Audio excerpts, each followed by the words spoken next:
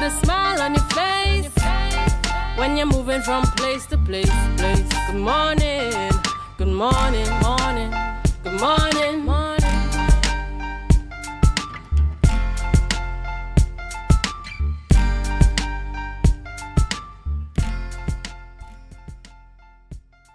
Good morning, and welcome to the morning show here on Tobago Updates Television. It is Monday, the 16th day of June 2025, and we're coming to you live from the Port Mall here in Scarborough, Tobago. I am Adana Kambi, and this is the day that the Lord has made. We will rejoice and be glad in it. It's always a pleasure to be coming to you in your homes, in your garden, in your car, wherever you are this morning as you get yourself ready for work, for school, or whatever you have planned for the day. It's always a privilege to be a part of your morning, to share with you as you sip on your coffee, probably in the garden this morning. Whatever you are doing, we count it a privilege and an honor. In fact, it is because of you why we are number one, and we hope to remain number one because of you. We have a lovely program lined up for you this morning, and we do hope that you could stay with us as we go through the conversations that we need to have in our local spaces, conversations that impact communities and societies and us as men and women here in Trinidad and Tobago. And I do hope that you can leave your contribution as well, be a part of the conversation. But before I get into all of that, we head on over to the news in 90 seconds. Here, Dana, here is your news in 90 seconds from Monday, June 16th, 2025. In a major policy shift, the government has officially repealed the TTRA Act with support from 27 MPs, including Tobago East MP David Thomas. Prime Minister Kamala Persad-Bissessar called the act a political tool and a PNM party group, warning of its intrusion powers. Finance Minister Devendranath Tanku said the repeal allows for reinvestment in the BIR and the customs. Up next, despite recent calls to scrap the demerit points, Transport Minister Eli Zakur confirmed the demerit points policy remains in effect unless overturned by Parliament. Zakur clarified that only a negative resolution in Parliament can nullify the system. This comes after Prime Minister Kamala Persad-Bissessar questions the system's effectiveness in reducing traffic accidents, citing a lack of evidence. Meanwhile, Zakur also outlined plans to modernize transport services and strengthen traffic enforcement. And finally, with momentum building, organizers of the 2025 Tobago Carnival are aiming for a 30% rise in participation over last year. According to Dexter Sandy, president of the Tobago October Carnival Association, several bands have already launched with more on the way. While local promotion is strong, Sandy says more national and international marketing is needed to attract both Trinidadians and overseas visitors. Costume interest is growing and overseas inquiries are promising. The focus this year is on boosting participation with bands and cultural events rather than increasing number of bands. And that was your news in 90 seconds.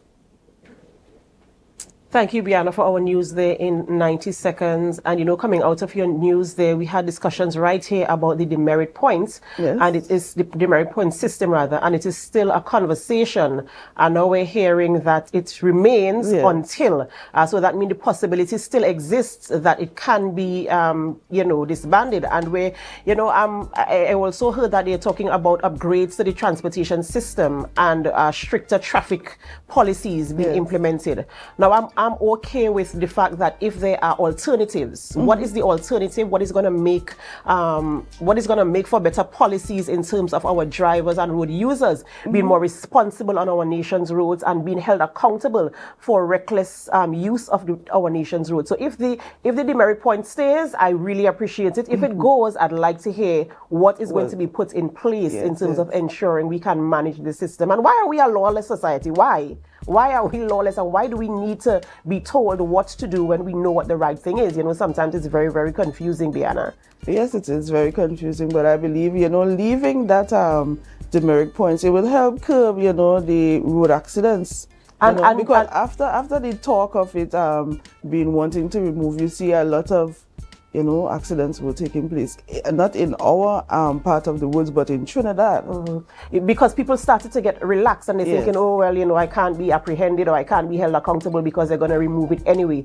And the report also said that there isn't enough evidence, but you actually saw where people were a bit more cautious, well, at least in the Tobago space. I've heard a lot of people saying, I don't want my license to be taken away from me, so they were a bit more cautious. Yes. And I'm hoping that that can remain, and that people can have that level of consciousness in terms of being responsible on our nation's roads. Yes. Bianna, we just came out of Father's Day weekend, and so many things happening on the island. What was your weekend like?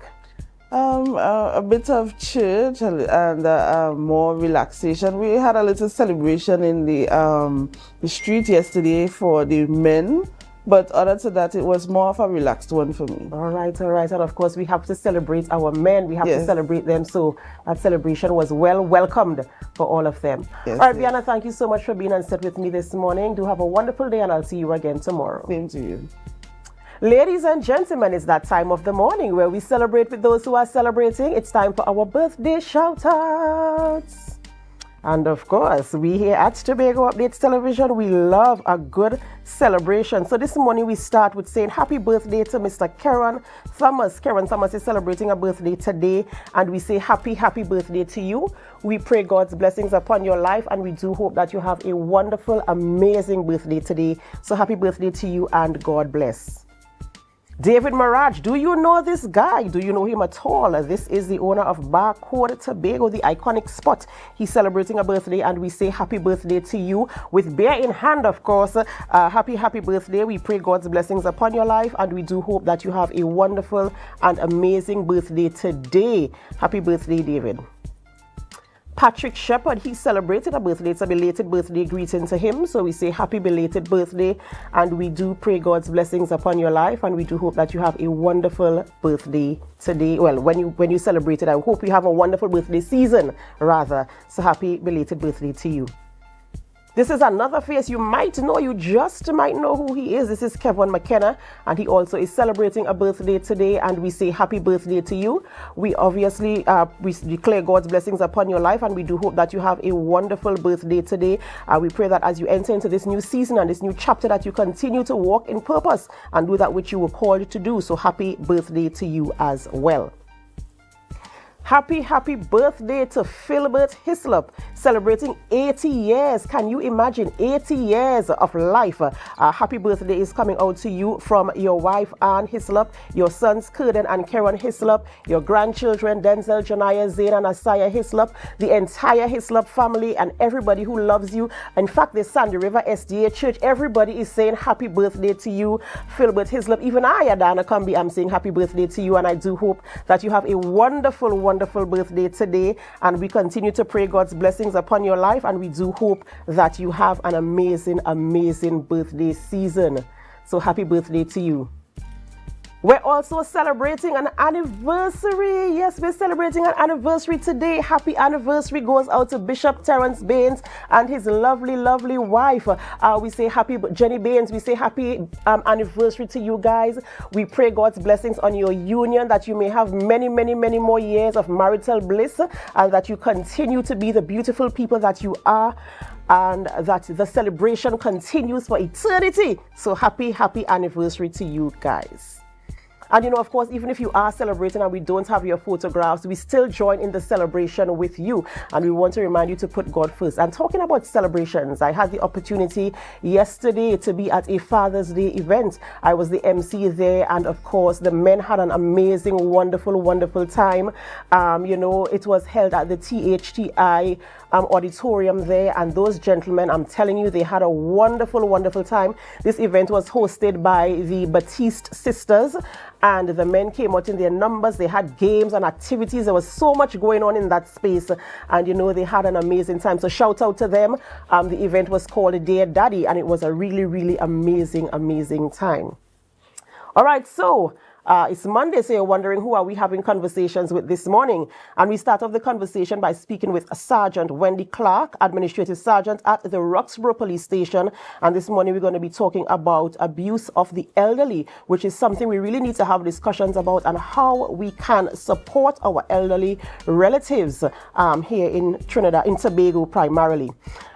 Then we have a conversation with Mr. Rundle Fields. You might know that name. Rundle Fields is the president of the Single Fathers Association of Trinidad and Tobago. And we also speak with Dr. Joan Bob Ward. She is an educator. And this morning, a very, very important conversation talking about dismantling double standards in male-female narratives.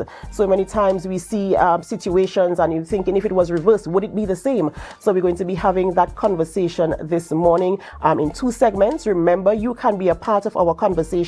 You can join our Facebook live stream or our YouTube channel at Tobago Updates. Leave your comments there. Let us know that you are here with us, that you are part of the conversation. Ask the questions you want to ask to get the answers that you hope to get from these conversations. We want to know what you think, what you feel, and how you would like to address situations that happen in and around you here on the island of Tobago, or even Trinidad and Tobago for that matter. And you know, of course, those of you who are viewing right here in Tobago, in Trinidad, the Caribbean region, the United States of America, Canada, England, all of Europe, Asia, Africa, Australia, wherever you are this morning, you know, we say a special thank you so much for choosing us and making us number 1 here in Tobago. And for all our viewers online, oh gosh, we appreciate you so very much. Without you, we could not be who we are. And we want you to stay with us throughout the entire programming this morning as we have the conversations. And as you stay, we ask you to tell your friends, tell your neighbors, and help us to share the live, share the live, share the live. We'll be right back.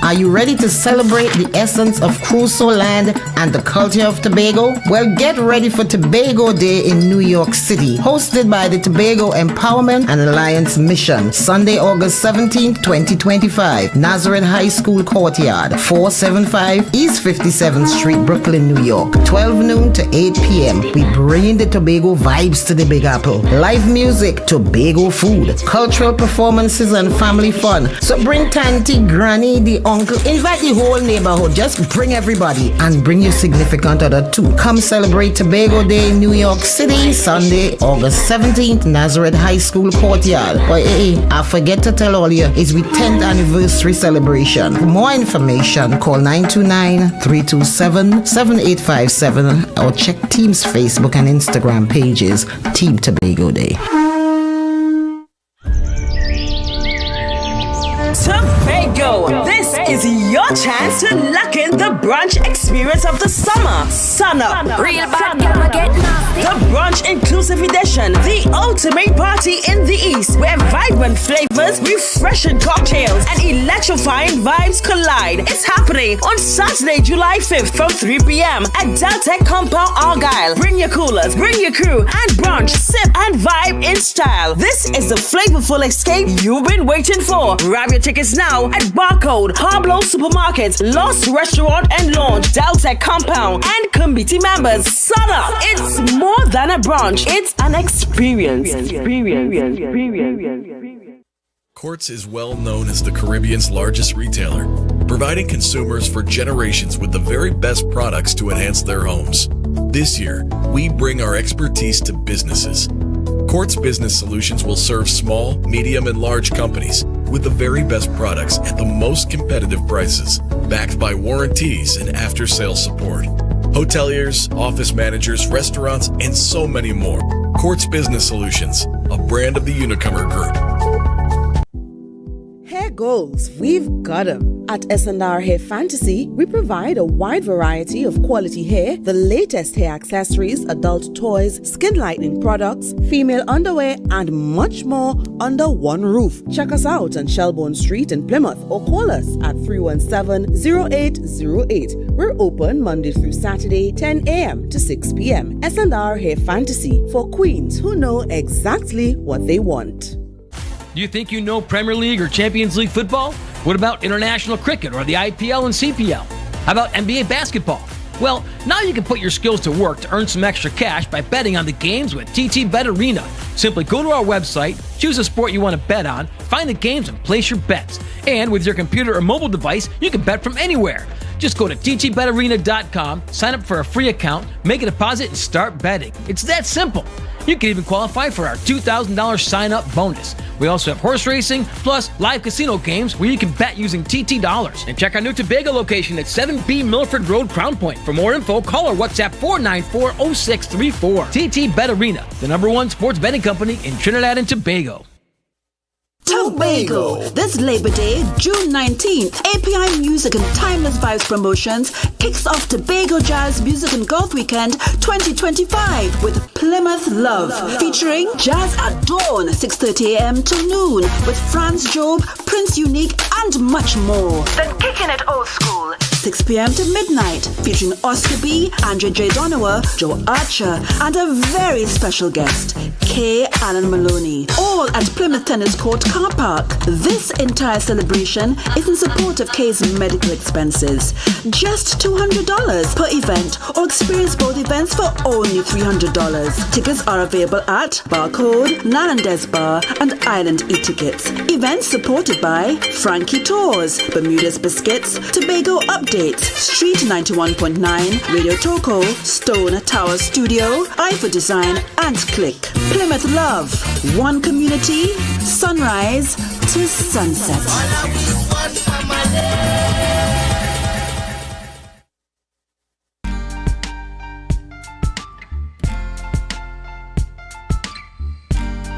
Put a smile on your face when you're moving from place to place. Good morning, good morning, morning, good morning, morning.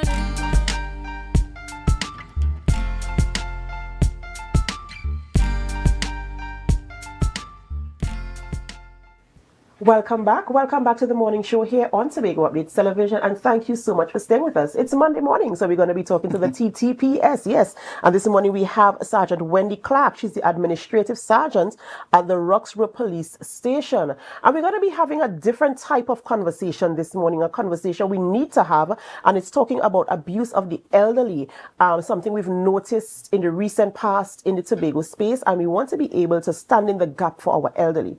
Good morning, Sergeant, and welcome. Hi, good morning, and thank you for having me. Good morning to the viewers. Right, a pleasure. You know, it's always a pleasure having a representative of the TTPS in studio with us as we have the conversations and we talk about things happening in our local space. But before we get into that conversation, we have a new top cup, and of course, I want to say congratulations to Trinidad and Tobago, and of course to the TTPS. All right, so congratulations there, and I do hope that as the transition takes place, that you know, things, the policies that need to be implemented will be implemented, and the governance of policing in Trinidad and Tobago will improve, because primarily that is what the aim is, to ensure that we have a handle on crime and we can manage society, because people need to be managed, right? But a burning question I always wanted to find out is in terms of the selection of a cop. What is the process? How does one become the Commissioner of Police? To become the Commissioner of Police, you must have at least 10 years service. You must have a degree and a background in behavioral science and management. And you apply. You know, there's an application and you apply, and the process starts on there. Right, and it goes to the Police Service Commission. Through the Police Service Commission, who will then do what they have to do, and then they create a merit list, and then they will send that merit list to the President of the Republic of Trinidad and Tobago, who will then send that information to the Parliament. All right. right. Seems very transparent enough for now. Of course, we want to get some more details, but when the time comes, of course, we will do. We'll have more conversations about that. But we're here for a specific reason this morning, and we're talking about abuse of the elderly. And it's very, very interesting that we're having this conversation because I remember as a child growing up, communities were strong. Yeah. Children used to stay by their grandparents for vacation time, so there was always somebody there. The aunties might live in the home as well, and the family unit was stronger. There was a strong bond. Now you see grandparents are younger. So some of them going off to work and they're leaving. So now you have the great-grandparents by themselves because the grandparents still working and they still do what they have to do. And they're left home alone or to do what they have to do. So in terms of abuse of the elderly and taking care of them, what is the position of the TTPS in terms of the observations and the things that they'd like to put in place in terms of assessment and protection for the elderly? Okay, well, as you said, the grandparents are a bit younger, right? We tend to, the elderly is from 60 up. Most 60-year-olds are vibrant people. However, the older ones, we tend to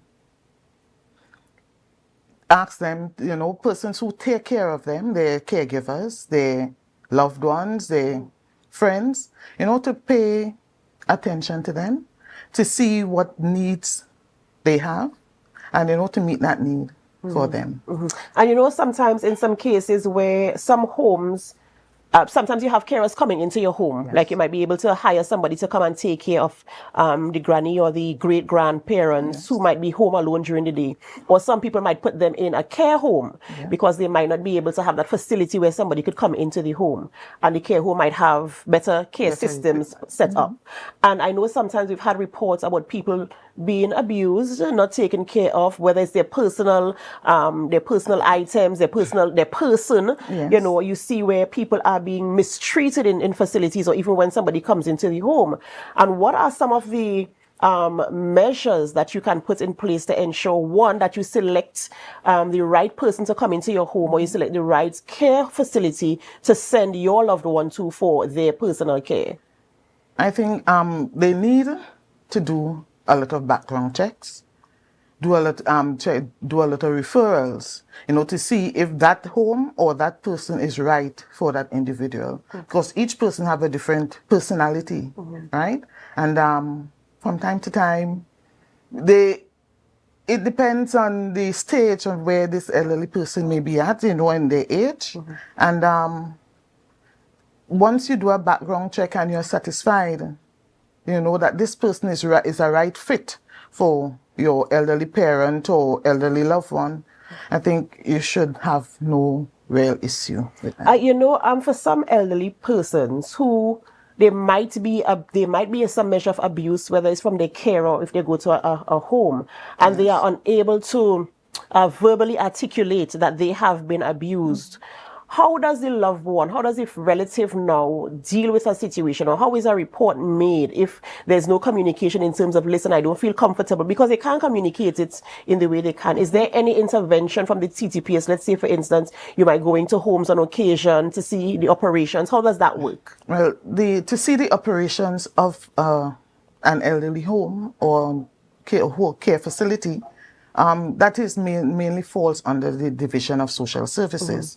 However, if there are any signs of abuse, right, they may not be able to tell you, verbally, articulate that, but they will see that in their behavior. You make observation, and you make a report to the police relative to what you have observed, and then the police will most likely start their investigation, and we proceed from there.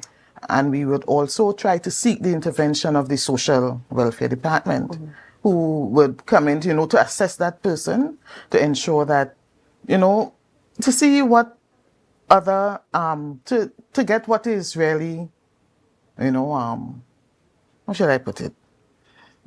To see the depth, or to get in depth, more information as to what is happening in that home. And there are some elderly persons who are, you mentioned before, elderly starts at 60, so some of them they still have their independence. Yes. There is no need for a carer in the home, or they don't have to go to a facility because they're able-bodied. Yes. And they run their errands on their own, they go to the supermarket, they do what they have to do. But they are also very vulnerable. As able-bodied as they are still very vulnerable. And they can be a target for persons who want to perpetrate crimes, pickpocketing, or they go to the supermarket, somebody might take advantage of them. How do you advise or recommend to the relatives of this person in terms of assisting them with ensuring they have a measure of security when they go out? They can accompany them. They can have someone accompany them. They can take them to whatever appointment they have. So that they can feel a sense of security, a sense of personal safety. And you try as much as possible to make that person feel comfortable so that you're not taking away their independence. It's just there in the event, that you could be a shoulder, to be a form of personal security for them. And in terms of the Tobago space, I'm not sure if you have the statistics or if you're able to speak on it. What is the feedback or the assessment in terms of our elderly persons becoming victims of, even if it's a petty crime, a small abuse is abuse? Yes. What kind of numbers or statistics do you have in terms of our older persons? I do not have those numbers at hand. However, there have not been many reports with respect to the abuse of elderly persons within the Tobago space. Mm. You may have heard about, persons who would have gone to the bank for their pension and these things, and there are persons outside, persons who they believe they can trust, and, they're swindled out of their monies and these things. But there's not much, you don't have much reports of that nature within the Tobago space. And Tobago is such a small and community-based kind of island where everybody knows everybody, basically. You can tell if the grandson trying to go to the bank with, as you mentioned, go to the bank with granny, and when she comes outside, you have to put some in my pocket. Yes. And even if that isn't reported because the grandparent or the elderly person might not be willing to report it, or might be afraid, or just doesn't want to cause any, anything in the home, so they don't report it. If somebody knows, let's say the neighbor is aware of what happens, the grandchild, if this person takes advantage of me, whatever, and they report it, is the TTPS coming in, or social services or whomever would come into the home to do an assessment? How does that part work? Because remember, this wasn't reported by the person who is being abused. So how does that part work? But a report could be made on behalf of someone. Right, and once a report is made, the police must investigate to see what what is taking place, to confirm that something of this nature is happening, and we proceed from there. All right, good. And I just want to, any other information you want to share with our viewers for them to understand the importance, one, of the elderly in society, because as I mentioned in the beginning, we used to be community-based. We used to be, the children would be with the grandparents during the entire vacation period. They would be there. They would hand down stories to them. They would learn things. I remember my grandmother used to make candy. She used to make candy. She used to make butter. She used to make mayonnaise, pepper sauce, and all these things I saw in her house when, growing up. And I don't know if that still remains. And I want to address that situation in terms of how do we come back to that place where we regard the elderly in society and we give them the honor that they deserve while they are still here. That, I think, we haven't moved away from that so much in Tobago, all right? We just have to encourage the adult children of these older folks, to be mindful of what is happening, to encourage them to, be a part of their children or their grandchildren, to be a part of their life.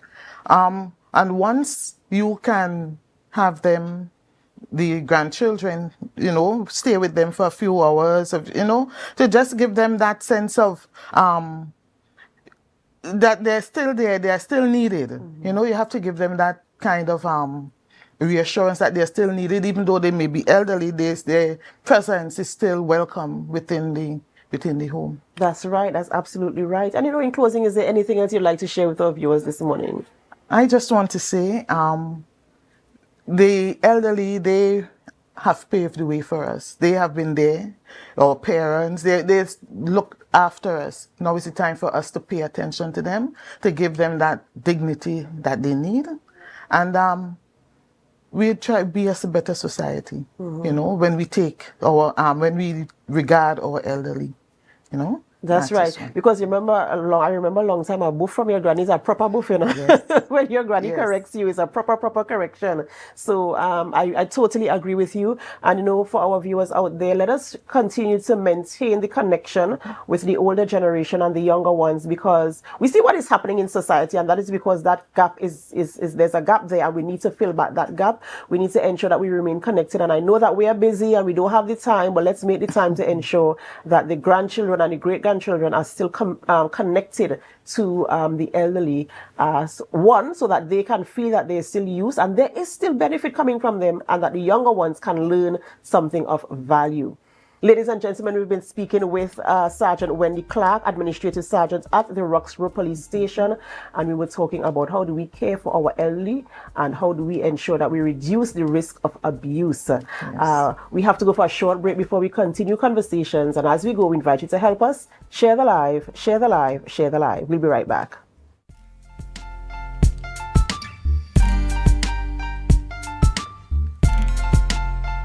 Tobago. This Labor Day, June 19th, API Music and Timeless Vibes Promotions kicks off Tobago Jazz Music and Golf Weekend 2025 with Plymouth Love, featuring Jazz at Dawn, 6:30 a.m. till noon, with Franz Job, Prince Unique, and much more. Then kicking it old school, 6 p.m. to midnight, featuring Oscar B, Andre J. Donowa, Joe Archer, and a very special guest, K. Alan Maloney, all at Plymouth Tennis Court Car Park. This entire celebration is in support of K's medical expenses. Just $200 per event, or experience both events for only $300. Tickets are available at Barcode, Nanandes Bar, and Island E-Tickets. Events supported by Frankie Tours, Bermuda's Biscuits, Tobago Updates, Street 91.9, Radio Toco, Stone Tower Studio, Eye for Design, and Click. Plymouth Love, one community, sunrise to sunset.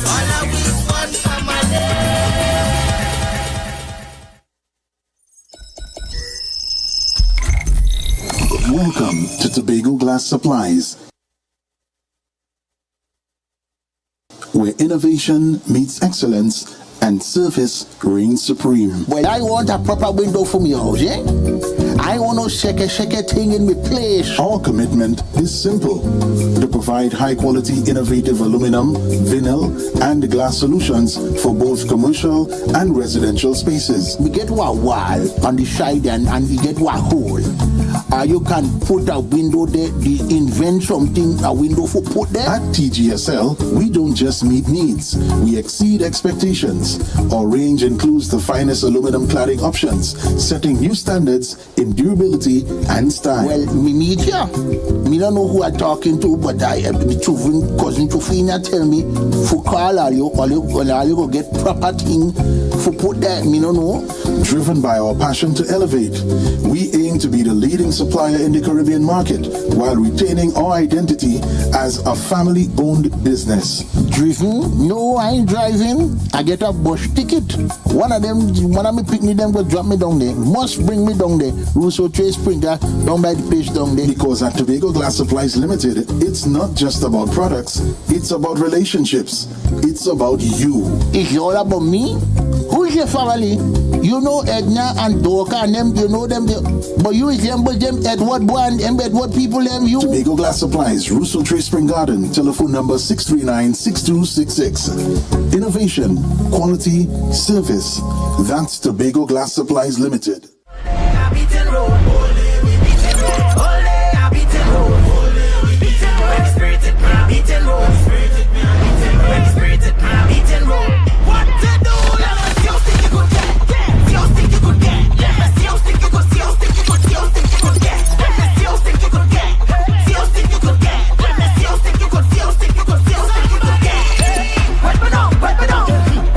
Wet me down.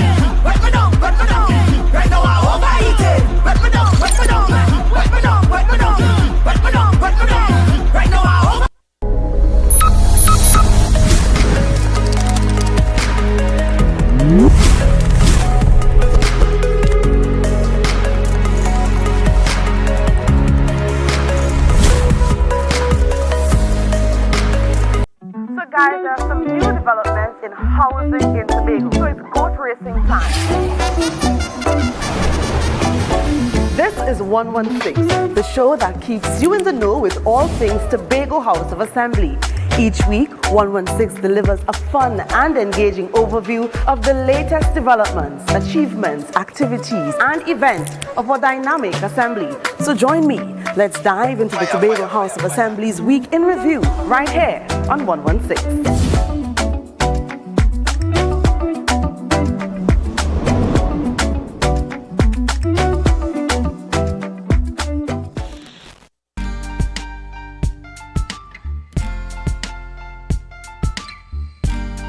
Put a smile on your face when you're moving from place to place. Good morning, good morning, morning, good morning, morning.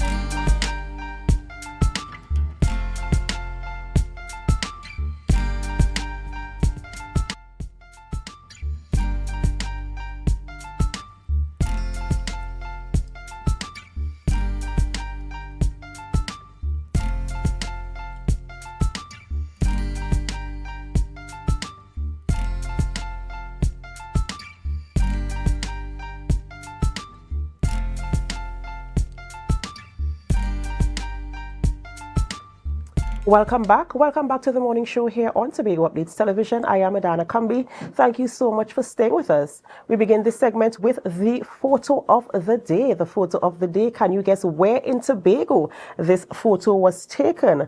This photo was sent in by Lawrence James. Lawrence James, we say thank you for this photo. And of course, our viewers, you are invited to figure out where in Tobago was this taken. And of course, we will reveal it at the end of the show, so stay tuned.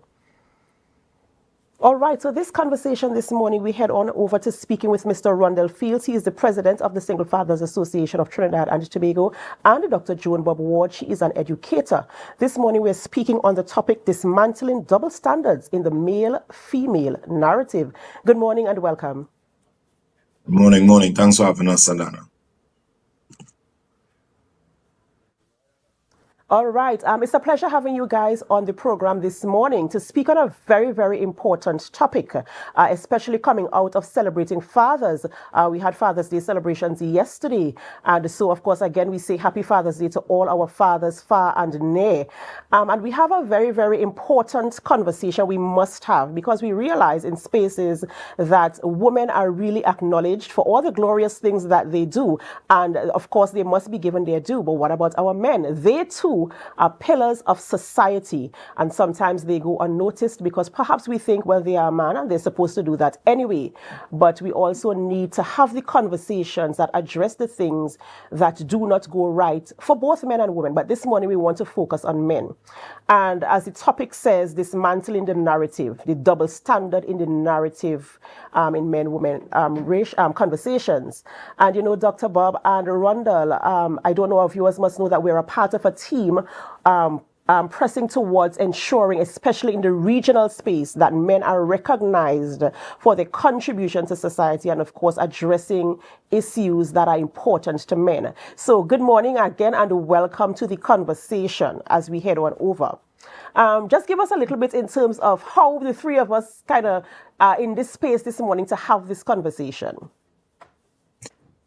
Yeah, Adana. Well, as you rightfully said, we are a part of a planning group when it comes to International Men's Day. But it's something that I have noticed for a while now, and particularly there was an ad that just reignited it that I stumbled across and shared with you guys in the group. And it's something that I have seen. I've always spoken about the value of the social narrative and how important ads and how important messaging is from particularly places like social media now that is just as popular as television and radio, having to send the right narrative out because this is how we sensitize our society. But it's been a while now that I've always noticed that there's always been a permissibility of ads aired where men suffer abuse. So the troubling thing about it, even more than looking at the ad, is the fact that when you look to the comment section or when you look to persons commenting on the ad, it's always comical. So you'd see an ad with a man in the video His wife walk up to him, hit him and slap or buff him up. And to us, we would find it comical. And to me, I think it is damaging. But one thing I would say, or one reasoning I would still say that I am still grateful that I could see the ad, is that it actually demonstrates what takes place in the home and how we look at it in the home as well. It explains to us that a man suffering physical abuse, a man being a piece of soap or an object being thrown at a man, or a man being buffed or scolded or emasculated, is something that we, for some reason, have no issue when we see it. It's always downplayed, it's always belittled, it's always what we call a joke. But in the vice versa, I'd imagine if we saw an ad that showed that type of abuse toward a woman, we would have uproar, not only amongst women, but amongst men as well. And even from the very said video, you will not see comments of men standing and saying, this is right, this is not right, this is abusive. We are men, we have feelings too. We don't like to feel like this. We don't want anybody pelt anything at us. We don't want anybody walk up to us and slap us. We don't want anybody talk to us like if we're an animal or if we're any less significant in the family space. And that, as I said, is something that I have seen for years in advertisements, for years in public messaging.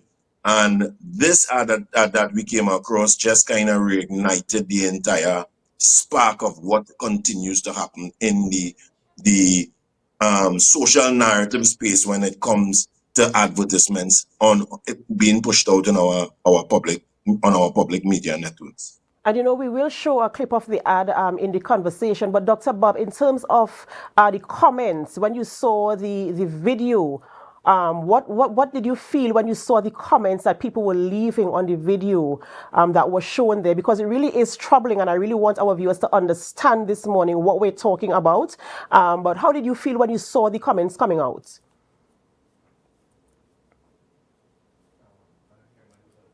She muted. All right, Dr. Bob, we're not hearing. Dr. Bob, we're having some issues with the audio on your side, so we'll try to fix that and come back to you. But in the meantime, we'll just run the video while we sort that out, so that our viewers can have, you know, first-hand information in terms of what we're talking about, so they can connect with the issue. Ow! Ooh, Tally, what is soap? What soap, Brandon? The soap to wash the clothes, the powder right soap. under the sink. It's not under the sink. I just checked. Brandon, if you make me get from here, and the soap under the sink, I tell you one out slapping. I just checked it under the sink. I just checked. The man just never know to find anything. Never know. Brandon, where's this? I go wash the clothes for a week. Don't ask me that. Just make a cup of soap and wash him. Wash him.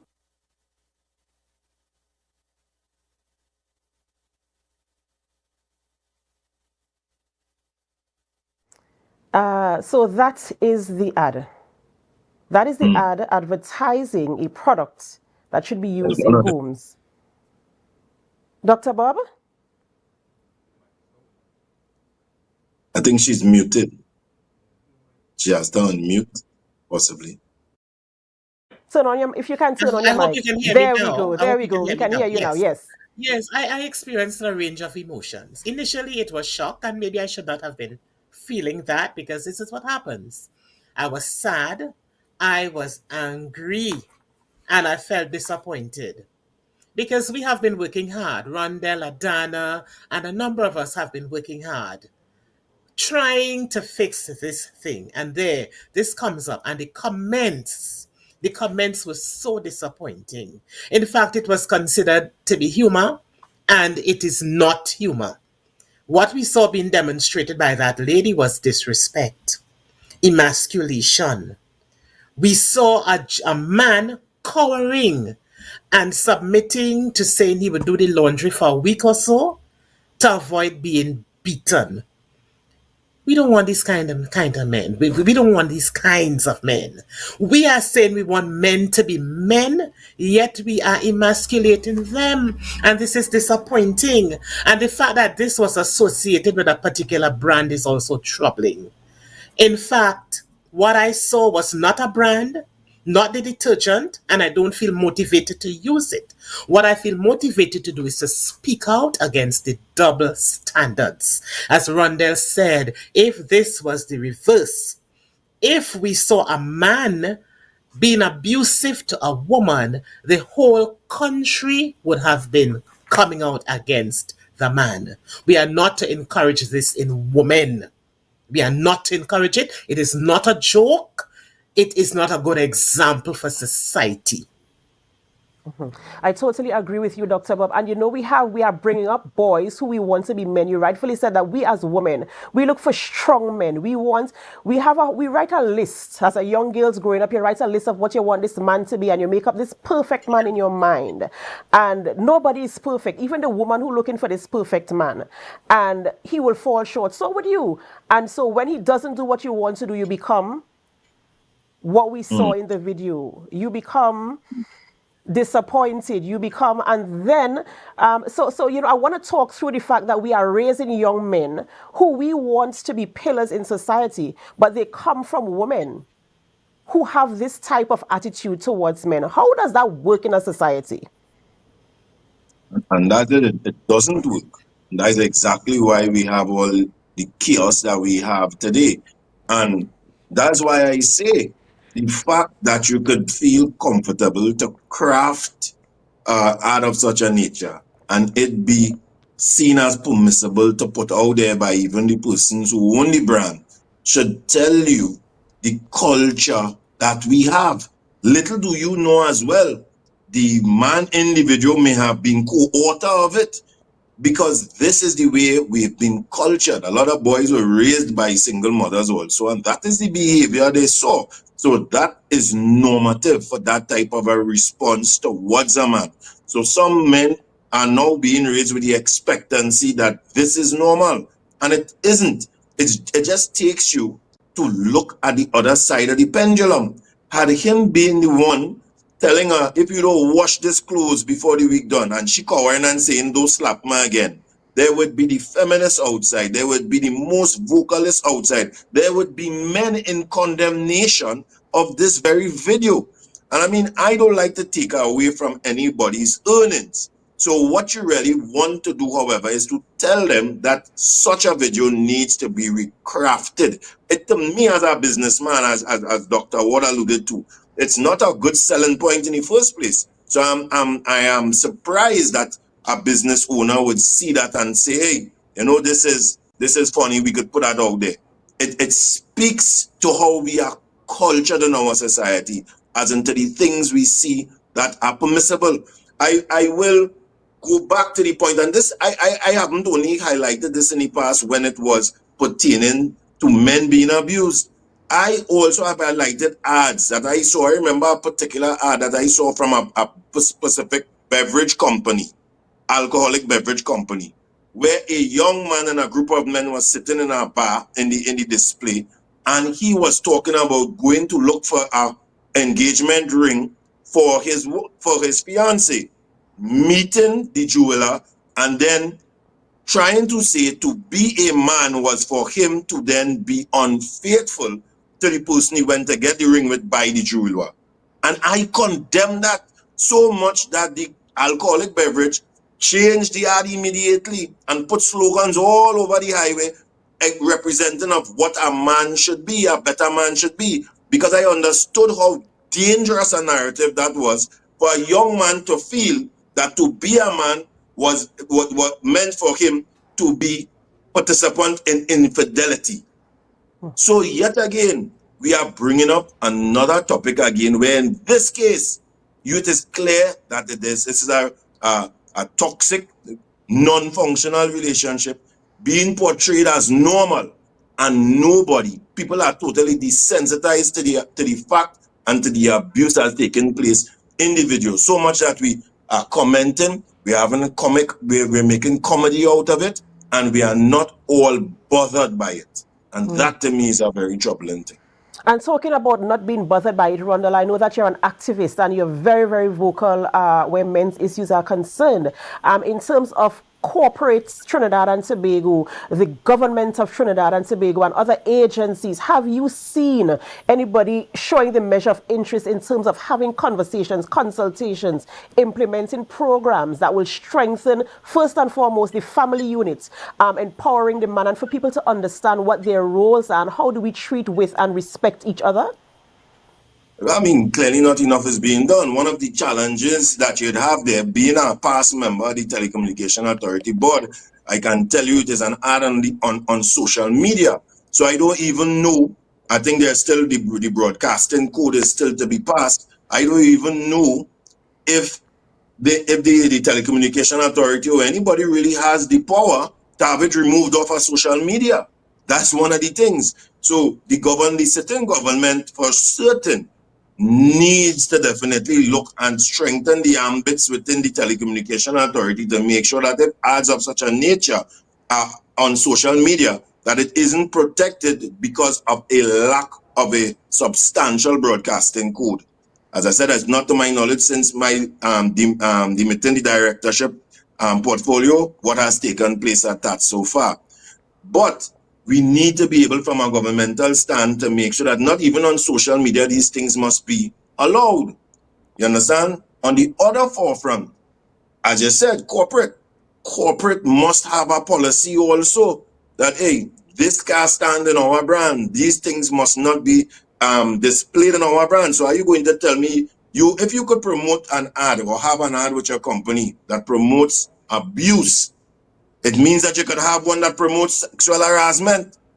It means you could have one that promotes any other crime in this country. So you would expect that the company itself has some policy that will guide in the production of ads, that it puts its name behind. But even without a broadcast code, even without a policy directive from the company itself, we the people have a particular type of power. And that is a power of protest. And we've seen it flexed, as I said, many times this muscle has been flexed when it's been instance of men acting out of order. I have seen a mayor demit office because of that public persuasion. And my problem is, why is our society so desensitized that when we see abuse toward males who are boys just grown into men, that we are totally desensitized and there's no call for action, there's no protestant action at times when there should be?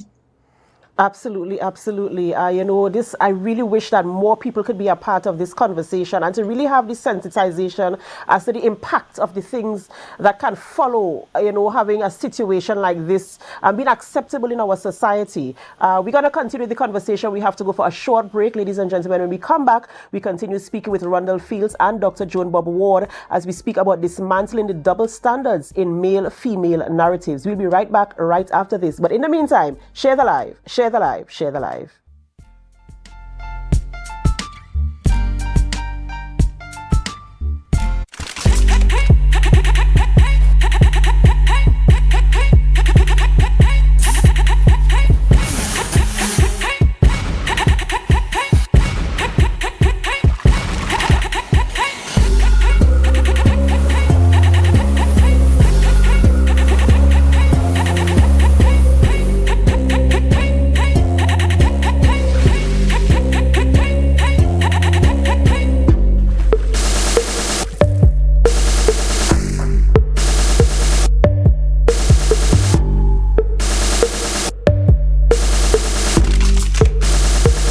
When the game is on, you don't want to miss the best moments.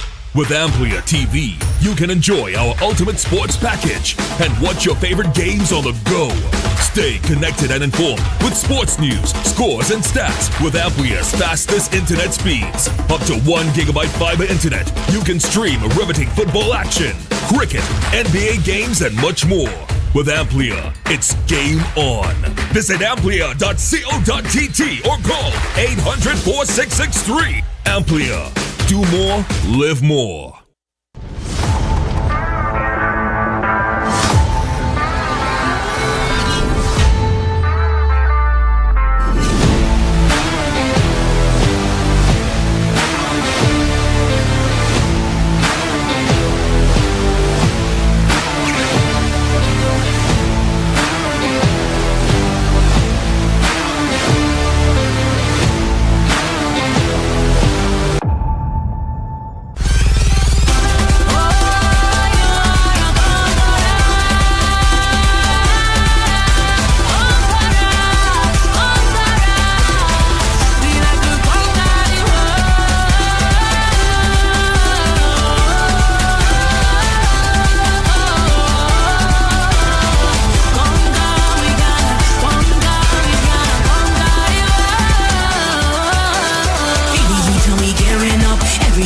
saving up to go. Anything we not backing down, like a bomb we ready to explode. Ain't gonna wait until my back against the wall. Ain't gonna.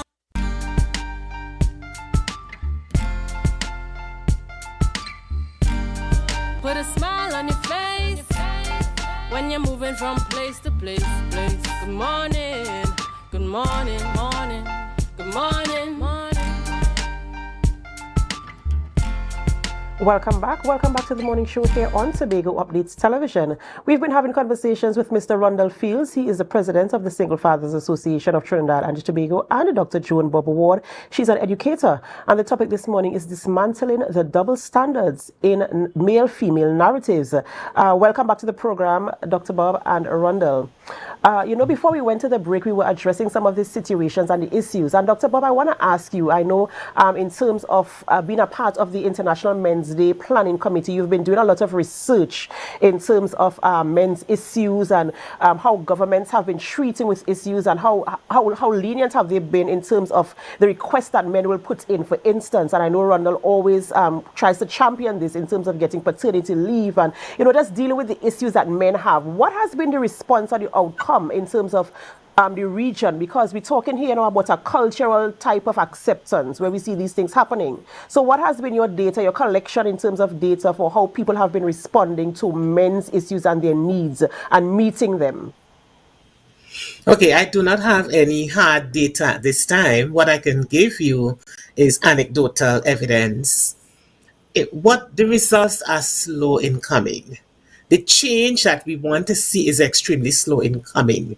Thankfully, Grenada was able to pick up this thing and to hold this conference in 2023, where we would say, there was some impact, and we see St. Kitts and Nevis is busy as well, Anguilla is busy as well. However, throughout the region, we need to see real change, and it is not coming. It's happening too slowly.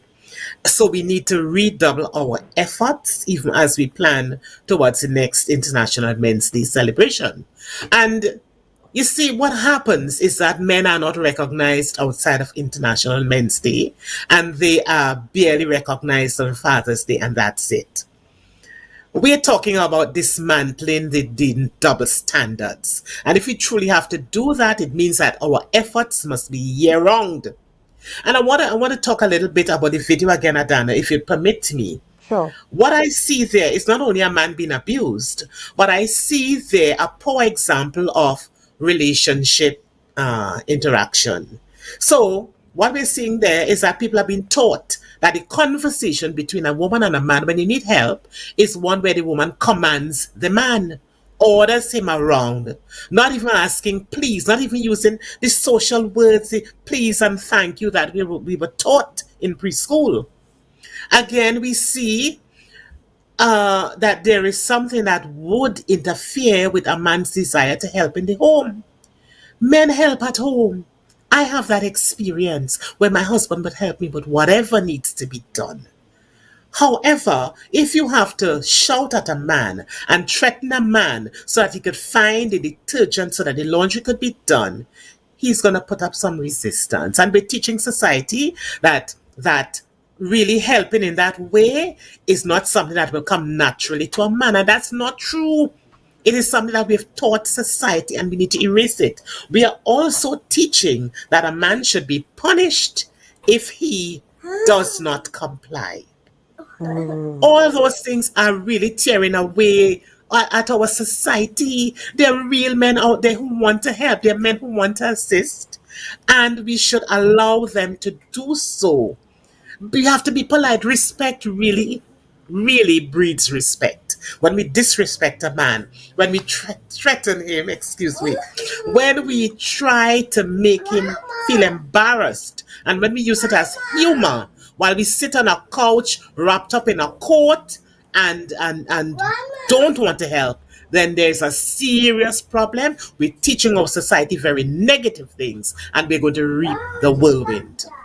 And I totally agree with you, Dr. Bob, because I am thinking As I mentioned earlier, we're bringing up young men. We're bringing up young men, and these are the things that we are showing them. And I know that there are homes where the man has the power and the authority to be a man as he should be. But when they see things like this on social media, then they kind of confused now. What side do I go to? Who do I listen to? What do I accept? How do I behave as a young man and as a man? And Rondell, I like the experience, the example you gave with the young man in the bar being influenced to go and cheat, because that's how to be a man, because that's what he's learning on the block. But the people on the block learned it some way.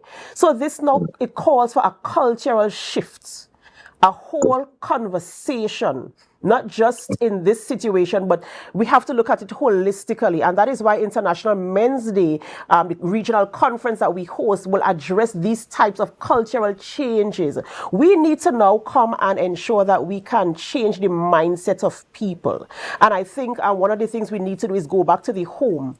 And you know, for people to understand their roles between men and women. And something I always speak about on this program, whether we're talking about International Men's Day, International Women's Day, whatever we're talking about, I make this strong point that once a man understands his role and he's given the authority to be a man, everybody else's life is made easy. And this is something we don't understand. We are competing for roles when we should not be competing. So what we need to do is find a way, and I'm hoping that International Men's Day, Rondell, can kind of, you know, deal with that situation in terms of providing a platform for people to understand their roles. And, you know, I want you to talk a little bit about that as well, you know? Yeah, I'm open so as well. And that's why it's so important. And that's why I like that we have the involvement of women in this planning of International Men's Day. And some of the topics are centered around women relating to men as well. It's critical, it's important, and that is why we actually had some women in the crowd as well. And that's why we want women to look at these conferences as well, because apart from also the way we are raising the man as into what he perceives when he sees this, we are raising the girls into women as well. And what she perceives is important as well. She must not subliminally be taught that it is right for her to behave in that manner. It is right for her to speak to another human being like that. And it is right for her to treat another human being like that. One specifically that you intend to cohabit with, have a family with, and then have children yourselves. So it is particularly important that these types of messages, when they go out in a safe and sanitized way. If we put the wrong message out there, how do we want to fix things socially and culturally if there's bad narrative out there? And we have to have safeguards to protect this negative narrative from coming out into the media space. We have to understand now that we have a social media space that may need marshalling as well.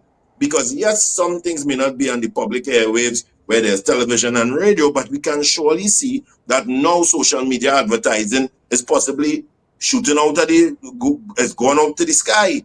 So we have to be very particular and careful there as well, because you do not want to teach young girls that it is right to be abusive. It is right to not be compliant in a relationship where we could actually sit down and have a discussion.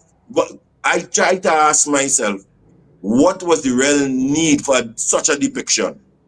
And the only thing I could come up with is because they understand who created the ad, that this is what takes place in the home, and that people will say, hey, yeah, boy, look me, boy, look how that mommy day. Or people will say, hey, boy, look me, that my girl day. Or, boy, I just really go through that. And because of that, it will make them feel like, all right, this is an everyday thing and an everyday product that is comfortable. But the thing is, it should make us uncomfortable. It should make us know that what's taking place on homes, if we're comfortable at looking at it like this, could be the thing that's actually leading up to domestic murders. Because he could take that, and that was my first message, you know. I said, one day, this particular man, at some point, may then become enraged, retaliate, and strike the woman in a real life scenario for people who live what is in that ad. And when he strikes her, or God forbid, it goes even further and it becomes a domestic murder. None or nobody or very few or little people know the backstory or know the abuse he endured before silently saying anything. That is a live depiction of what takes place sometimes. I'm not saying that it's always a depiction, but I am saying it is a percentage of the depiction. The depiction is a percentage of what really takes place in homes at times. I've heard these stories many times. I remember explicitly some years ago, a man we had to go and assist. The wife continuously abused him, continuously, and a day he picked up a rocking chair and he hit it, and it broke her hand. And he get a protection order, and he get thrown out of the house, and he get back from his children for the one action he took part in after taking abuse for multiple years. So this type of messaging is dangerous because, as we said, it plants the wrong seed in the minds, particularly of the vulnerable, which are the young ones coming up.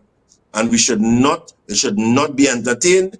And I think there should be a public outcry that, here what? Fine, you want to do your ads. We're not against young people and entrepreneurship. We support that. But there's a certain thing, and we must have a certain appetite for better than that. And that will encourage them to put out better than that, because we, the society, would have a better appetite and we would reject things that we know that are non-beneficial to our society at large. Rondell, I like that. You know, we must have an appetite for better than that. And this is a call for all of Trinidad and Tobago, all of corporate, the government, all the agencies who have the influence, especially in social media spaces, because that's where people reside now. People live on social media. So we must have an appetite for better, because at the end of the day, we have the buying power. We have the purchasing power. We are the ones who can say this is good or this is not good. So let us improve our appetite as we see things popping up on social media. Let us be vocal. Let us open our mouths and speak to issues that we know can be detrimental to our societies in Trinidad and Tobago. Remember, I want to live in a space that is nice, beautiful, safe, calm. So do you. So do your children. And so, viewers, this morning we want to really emphasize the fact that it is very important that you let your voice be heard in situations like this, because all of us want to live in a safe space. Dr. Bob Ward and Rondell Fields, thank you guys so much for joining us this morning and being a part of this very important conversation. This conversation will not end here. We will continue having conversations like this, highlighting issues like this, and of course encouraging consultations and initiatives that can help to curb this type of behavior and improving our appetite. Thank you guys so much. Thank you. Yeah. Ladies and gentlemen, we're almost at the end of the morning show, but before we go, we still have 2 birthdays that we almost forgot to mention this morning. So, of course, we want to say happy birthday to Mr. Denzel White. Denzel White, of course, is celebrating a birthday. Okay, before we go to Denzel White, my apologies. Okay, they sent for me here Mr. Leroy Charles, aka Murphy of Culloden, is celebrating. Listen, guys, what are we doing here this morning? So we have Murphy and we also have Denzel White celebrating a birthday and Father's Day as well. And I want to say happy birthday, happy Father's Day. We love you. We love you very much and we appreciate you. And we do hope that you have a wonderful and amazing birthday. Okay, we're going to get it right now. This one is Murphy. He's known as Murphy from Culloden. His correct name is Leroy Charles. And it says, belated Father's Day and happy Earth Strong to you, thanking God for your life and strength, a devoted husband, father and son from your wife and your son Malik. Right, so that's happy Father's Day and happy birthday as well. And then Mr. Denzel White also celebrating his birthday. We say happy 75 years. Happy birthday to you. And we say God bless you, God bless you, God bless you. And of course, before we leave today, we're going to reveal to you the photo of the day. Did you guess where the photo of the day was taken today? The photo of the day was submitted by Lawrence. Let me get the name, sorry. It's Lawrence James. Yes, Lawrence James submitted this photo. And it's Indian Bay. Indian Bay right here on the island of Tobago in Speyside. Beautiful, beautiful Speyside, the tourist village of Speyside. Yes, Indian Bay submitted there by Lawrence James. All right, ladies and gentlemen, we thank you so much for being with us. This is where we have to end the morning show. But it's not where we end our programming. We head on over to GMT. And as we go, we invite you to help us share the live, share the live, share the live.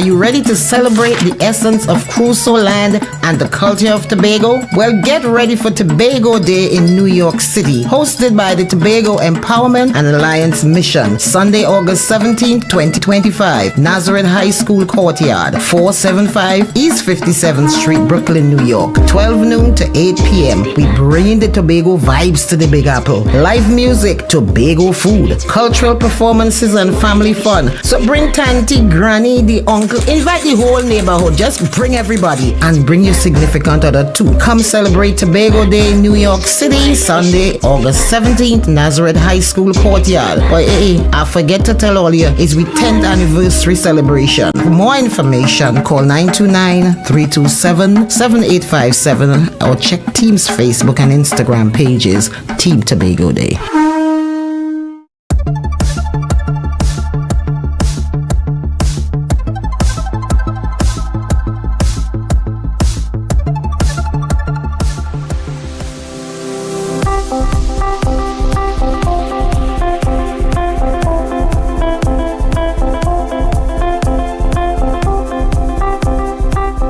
As it pertains to the primary plenary, the training session is to just ensure that the students are aware of what the procedures of the sittings are. That is how they address the chair upon arrival, how it is that they address the chair when they leave, that they are familiar with the standing orders that they need to use, that they are aware of how the sitting flows from the time a motion is moved, from the time a motion is proposed, and from when the question is put and voted upon. But we just want to ensure and to make sure that they feel that the space is safe, that they could have a conversation about a very important topic that is there to Tobagonians, internal self-government for Tobago. And this experience would help them in time to come. This year for them, they had the opportunity to speak with the Chief Secretary, so he was our subject matter expert. So they was able to ask him questions and autonomy, what they think his personal views are on some of those matters. And it was really enlightening for them. So they got to see what OCS looks like, the new Ocho Child's facility there, and so on. So we just edging them or easing them into the procedure. So right now, my nerves have been calmed. I thought it would have been more nerve-wracking than this, and I'm relieved that it is like that. It has been very, I would say, new, because I'm not accustomed to this, but I'm getting to know things about the house, and I really enjoy it at this point in time. I will have to pay attention, because when you listen, you will be able to interrupt just in case you realize something is wrong with the opposition.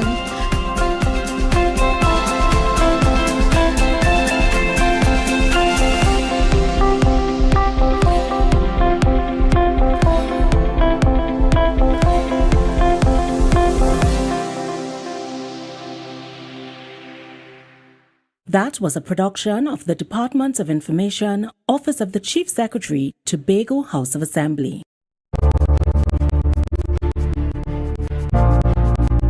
You're viewing Tobago Updates Television, your exclusive gateway to Tobago, broadcasting the beauty of this island paradise to the world.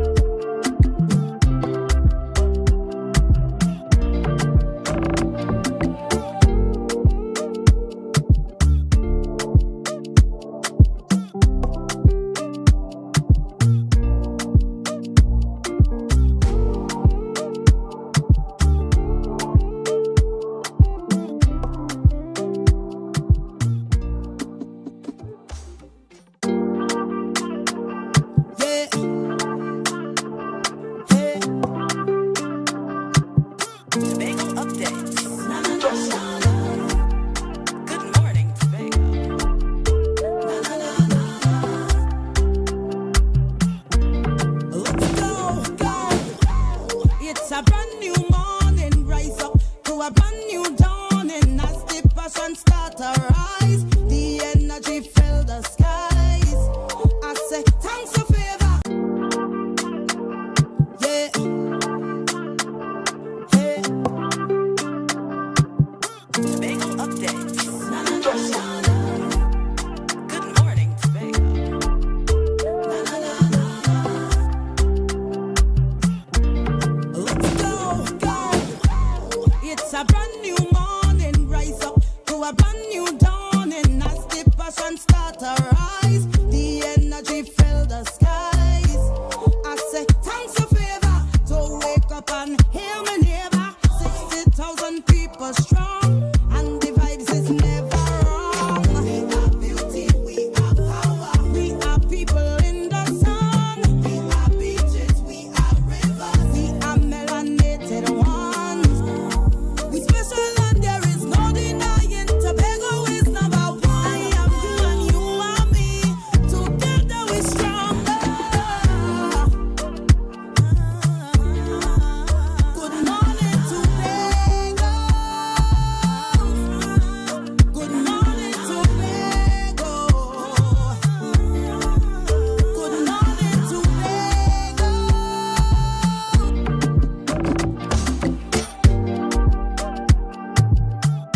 Good morning and welcome back to Good Morning Tobago right here on Tobago Updates. I am your host Chanel Felix, and you know, whenever you see me sitting here, it's because we're about to have those conversations that you want to have while I ask those questions that you want asked. But before we get into this morning's interesting topics and conversations, let's have our news in 90 seconds. In a major policy shift, the government has officially repealed the TTRA Act, with support from 27 MPs, including Tobago East's MP David Thomas. Prime Minister Kamla Persad-Bissessar called the act a political tool and a PNM party group, warning of its intrusive powers. Finance Minister Devendranath Thakur said the repeal allows for reinvestment in the BIR and customs. Additionally, despite recent calls to scrap the demerit point system, Transport Minister Eli Zakor confirmed the demerit points policy remains in effect until overturned by Parliament. Zakor clarified only a negative resolution in Parliament can nullify the system. This comes after Prime Minister Kamla Persad-Bissessar questioned the system's effectiveness in reducing traffic accidents, citing a lack of evidence. Meanwhile, Zakor also outlined plans to modernize transport services and strengthen traffic enforcement. And finally, with momentum building, organizers of the 2025 Tobago Carnival are aiming for a 30% rise in participation over last year. According to Dexter Sandy, president of the Tobago October Carnival Association, several bands have already launched, with more on the way. While local promotion is strong, Sandy says more national and international marketing is needed to attract both Trinidadians and overseas visitors. Costume interest is growing and overseas inquiries are promising. The focus this year is on boosting participation within bands and cultural events rather than increasing the number of bands. And that was our news in 90 seconds. This morning, I have the privilege of chatting virtually, that is, with Mrs. Angela Cooper, and she is the Public Affairs and Chairman of the Tobago Day celebration in New York. Good morning and welcome, Mrs. Cooper, and welcome to Good Morning Tobago right here on Tobago Updates.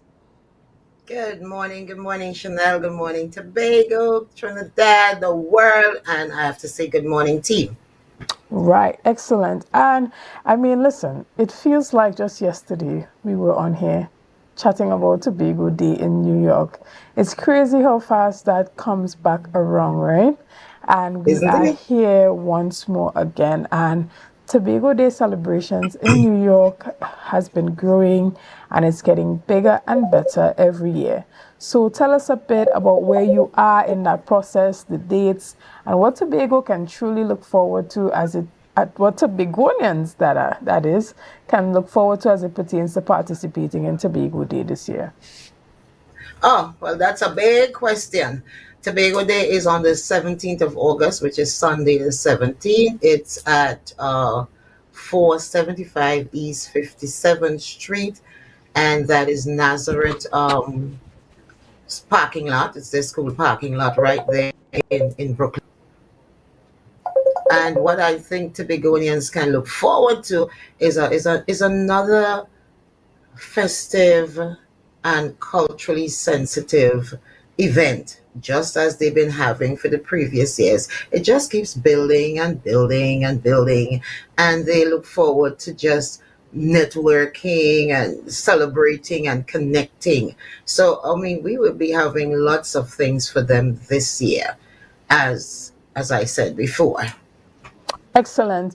And so, date and time, the time, and because we know a lot of persons who are already in the United States tend to travel from other states, other cities, just to come to be a part of that celebration. Give us the time. The gates open at 12 noon, Sunday, 17th August. Excellent. Yes. And what about the persons that are in Tobago who are interested in coming? Who do they have to talk to? How do they get an official invitation? How do they become a part of the celebration and become embraced? Or do they just book a flight and walk in? Yes, you can book the flight and walk in, but we also do vendors from Tobago, and the vendors, they are important part of Tobago Day, and they can contact, let me see, Caroline Wallace. She is the liaison on the ground for the vendors, or Georgina Peterkin. So I'll give you Caroline's number. It's 868-316-2413. We already have a slew of vendors lined up, and Georgina Peterkin is 868-355-5440. If they call any one of these ladies, they'll be able to walk them through the process and what they have to do. We also, you're saying other people, I'm thinking that you're guessing about performers. So we are working with Tobago right now to put that piece in place. Excellent. So persons can also reach out to Caroline if they are interested in performing at the Tobago Day celebration. Yes and no, because as I said, we are working with Tobago to put a contingent of performers together. Right? We don't want to overload the island now, so we have to, and I mean, it's only a few hours we have on the field. So once they're interested, they can reach out to Caroline, or they can call me directly on WhatsApp at 929-327-7857. Excellent. And what can we expect this year that is different from the rest of years? Well, this year we have, I'll tell you, last year we do have performers. We have the vendors also, but we will be paying tribute to the founding members of the Tobago Empowerment and Alliance mission. That's very, very important.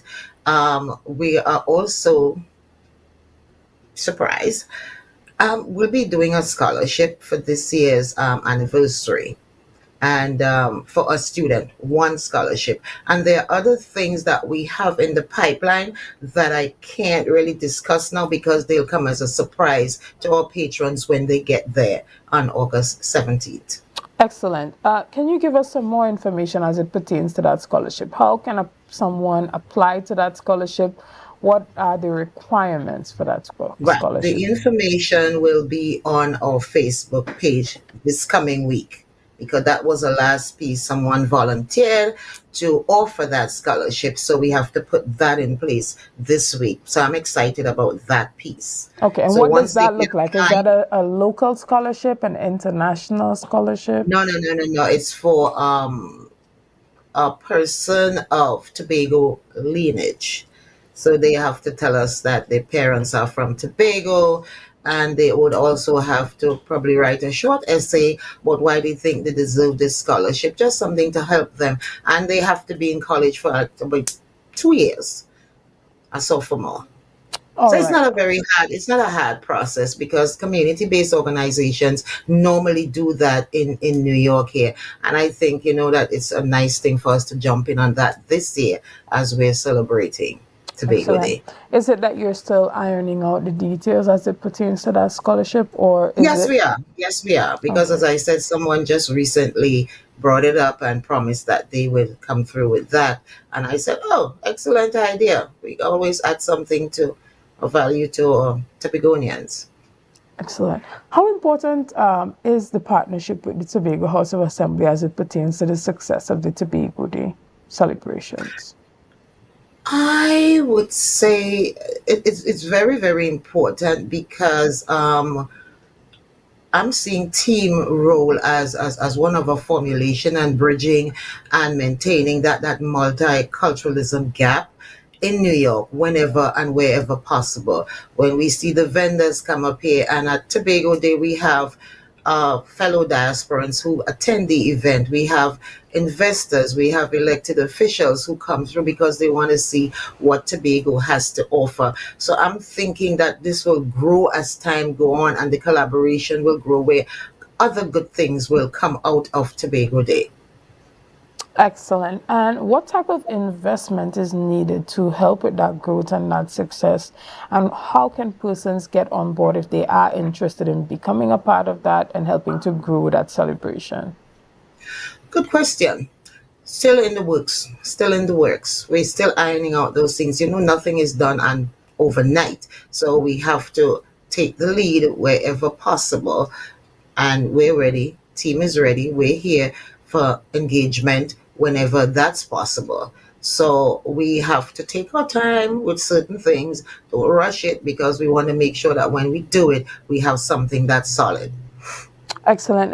And again, you can give your contact number for the persons watching who are interested in contacting you, if they are interested because they are already in the US or they are in some other part of the world and they have a group of Tobago diasporans who are willing to partner with you, maybe to come over to Toronto to help them, build out their Tobago Day, or even just bring a contingent across. Give us your number one more time. They're doing that. We have from Florida, we have from DC, we have from Canada. They're coming. In fact, we have a nice weekend also. I forget to mention this to you, that we're supposed to have a football game and an all-fours game this Saturday. We're building the not the entire weekend, but Saturday and Sunday. And the number is 929-327-7857. Excellent. And are you encouraging Tobago? What are you encouraging Tobago businesses to do as it pertains to being able to benefit from this Tobago Day celebration? Bring their product, showcase themselves, because that's what we can do at this moment with team, because it's a community-based organization which sustains itself. So we depend on funding and so forth, but we still want to give back. And this is part of our give back to all Tobagonians. And they love coming to New York and to showcase their products, which is really, really important. So that's what we're doing. That's what we're encouraging these vendors to do. We will also be having conversations with them as how they could go about or move about the space, advertising themselves not only at Tobago Day but within the community. Excellent. You said something, you touched a bit on investment. What role does the Tobago Day celebration play as it pertains to investment and the diaspora being able to invest in Tobago-based businesses and projects for the overall development of the island? Well, I wouldn't go down that road right now, but we're seeing that once the products are here, and I said that's a conversation that I think has to go back. That investment piece has to go right back to our executive and to Tobago, because you don't want to jump the gun, and I don't want to say things that I know that you'll be held accountable for. So the investment is you showing up, showing out, and then we move it from there. We could take it one step at a time, because there's so many other things that that can be done to make sure that things are in place. Right, but do you see possibly Invest TT desk there that can be beneficial, where persons that are part of the diaspora can see some of the projects that are happening locally and see if they are interested in supporting those projects, whether it be by offering their expertise, their skills, their mentorship, or financial support to help build out some of these projects. So even if it has to do with investing in a Tobago fund, do you see, that level of outreach happening in Tobago Day in the future? Yeah, because we had I think we had Tadpole last year. We had festivals. We had the October Carnival committee. They came up. They put up their booths, and people were quite interesting. I think T-Tal was there also, so I could see that happening, and people, they do ask their questions. They come around, the booths are there for their education and for them to understand what's going on in the Tobago space. We really sometimes don't understand how it really works, but we're trying to give them the resources that they can make decisions based on what they see and what they hear that day. So one day. Excellent. And what about the persons who are interested in possibly acquiring a U.S. visa to come to the Tobago Day celebration? Is there any outreach or assistance that can be given from the committee specifically for businesses to allow them to come out and showcase at that Tobago Day celebration? Visas where we can be a part of that piece. As I said, as a community-based development, I don't think that we are that entity. I mean, we could give advice as to, how you should go about doing it according to law. You have to follow their laws and their rules and their regulations, but there's nothing that we can possibly do, like call up the immigration and tell them that this person needs a visa. I don't think it works like that. So I think they have last to go through year the when we had the conversation, I believe that the committee was giving letters to persons who were engaged as vendors for them to go to immigration to acquire those visas to participate in the event. You're talking about yes, you can invite them. You can just give them an invitation letter, but it's no promise that they will be given a visa. You understand? Understood. Yeah, that's a easy piece of it. But when you mention getting a visa, we know especially how the times are changing right now. Understood. Understood. I just wanted to know if that type of assistance is still there for persons to get those letters if they are interested in getting visas to come and fend at the Tobago Day Festival. Now, is there anything that you want to say to the public before we wrap up our discussion this morning? I just want the public to come out to celebrate with us, to meet their friends, because it's important that whatever we do in the Tobago space in New York is really a cultural expression of an extension of our island. So when an island brings the taste of that, it supports the diasporic contribution of social, cultural, and even economic development back home, the home country. It works for them.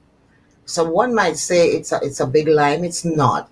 It's if we look deeper, we do have benefits for Tobago Day. It's just to come out there, and we're trying to get people together, Tobagonians together, as like other islands. So come out, share yourself, share your experience, have some fun, meet your people, exchange ideas, talk about things that can help Tobago somewhere along the line. Excellent. Well, we want to thank you so much for your time this morning. We want to thank you for coming to us here at Tobago Updates and making sure that we are invited to the Tobago Day Yes, celebration. Chanel, I hope that you'll be here also. Well, you never know. I might just show that up. would be nice. I might just show up. But again, we are wishing you all the success. We hope that a lot of Tobagonians reach out to you, reach out to the committee to be a part, especially as it pertains to vending and getting their products out there in the international market, and so that some Tobagonians abroad can get a taste of home. Guys, we want to thank you so much for sticking with us. We're going to take a quick break right here, and we'll be back right after this. See you soon. Let's go. a brand Hello, New York. Are you ready to celebrate the essence of Crusoe land and the culture of Tobago? Well, get ready for Tobago Day in New York City, hosted by the Tobago Empowerment and Alliance Mission, Sunday, August 17, 2025, Nazareth High School Courtyard, 475 East 57th Street, Brooklyn, New York, 12 noon to 8 p.m. We bring the Tobago vibes to the Big Apple. Live music, Tobago food, cultural performances, and family fun. So bring Tanty, Granny, the uncle, invite the whole neighborhood. Just bring everybody and bring your significant other too. Come celebrate Tobago Day in New York City, Sunday, August 17th, Nazareth High School Courtyard. But hey, I forget to tell all you, it's we 10th anniversary celebration. For more information, call 929-327-7857 or check Team's Facebook and Instagram pages, Team Tobago Day. Tobago. This Labor Day, June 19th, API Music and Timeless Vibes Promotions kicks off Tobago Jazz Music and Golf Weekend 2025 with Plymouth Love, featuring Jazz at Dawn, 6:30 a.m. till noon, with Franz Job, Prince Unique, and much more. Then kicking it old school, 6 p.m. to midnight, featuring Oscar B, Andre J. Donowa, Joe Archer, and a very special guest, K. Alan Maloney, all at Plymouth Tennis Court Car Park. This entire celebration is in support of K's medical expenses. Just $200 per event, or experience both events for only $300. Tickets are available at Barcode, Nalandez Bar, and Island E-Tickets. Events supported by Frankie Tours, Bermuda's Biscuits, Tobago Updates, Street 91.9, Radio Toco, Stone Tower Studio, Eye for Design, and Click. Plymouth Love, one community, sunrise to sunset.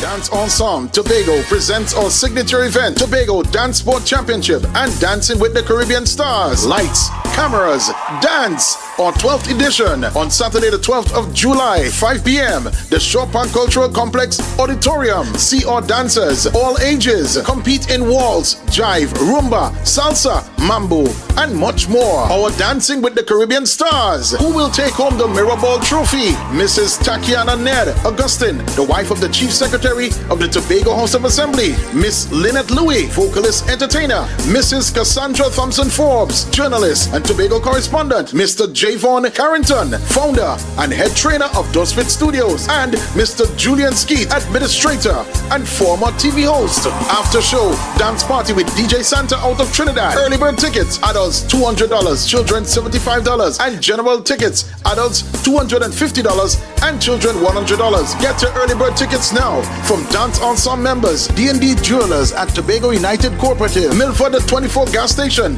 in Canaan, and the Chopin Cultural Complex box office. For more information, you call 772-9049 and 340-5758. You can't miss this one.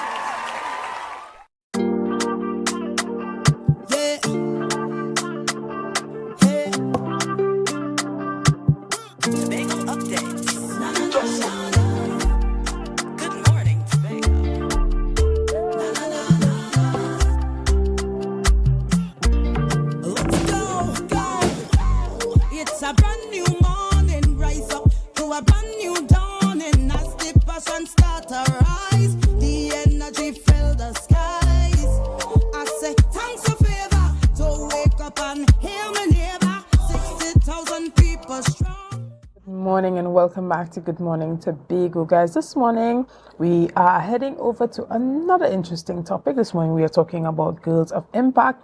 The mentee applications are now open. This morning we are chatting with Dr. Colin Young, who is virtual with us this morning, who is the Executive Director of Girls of Impact. Good morning, Dr. Young, and welcome.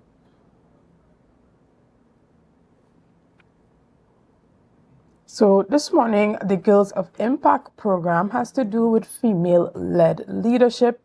And this morning, we will be chatting about that program and how you can get your daughters involved.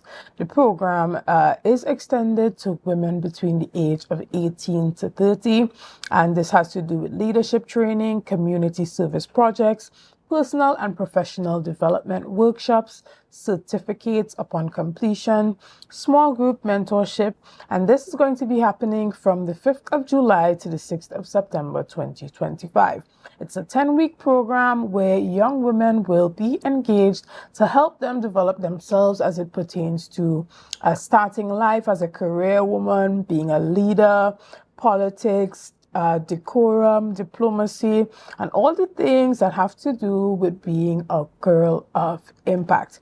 My producer will let me know as soon as I have a connection with Dr. Young so that we can continue our conversations this morning. But if you are interested, you can visit their pages or send them an email.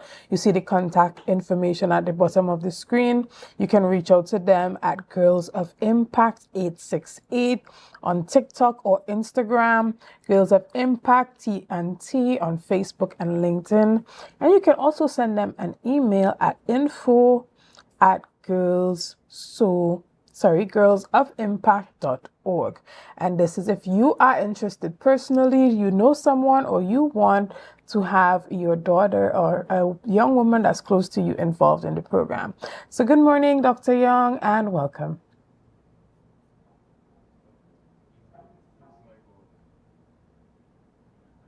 I think I'm having a bit of an issue hearing you. Is your mic on?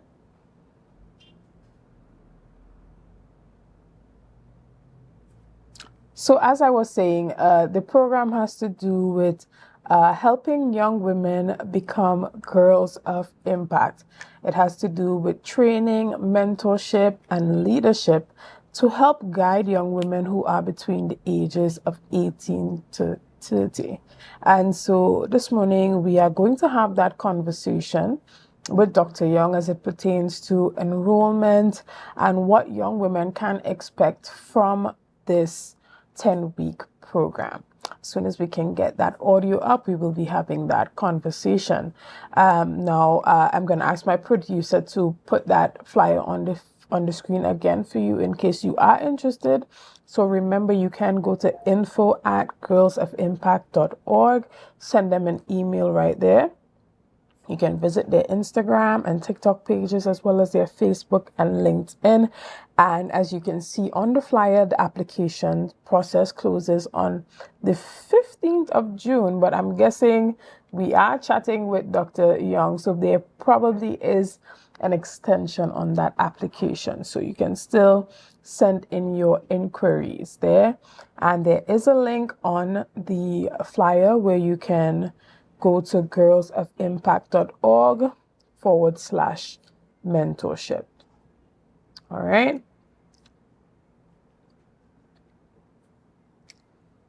I hope that we have Dr. Young online with us. Now, Dr. Young, are you there? Okay, he seems to be having a bit of a connectivity issue. So we'll take a quick break right here and we'll be back right after this. See you soon.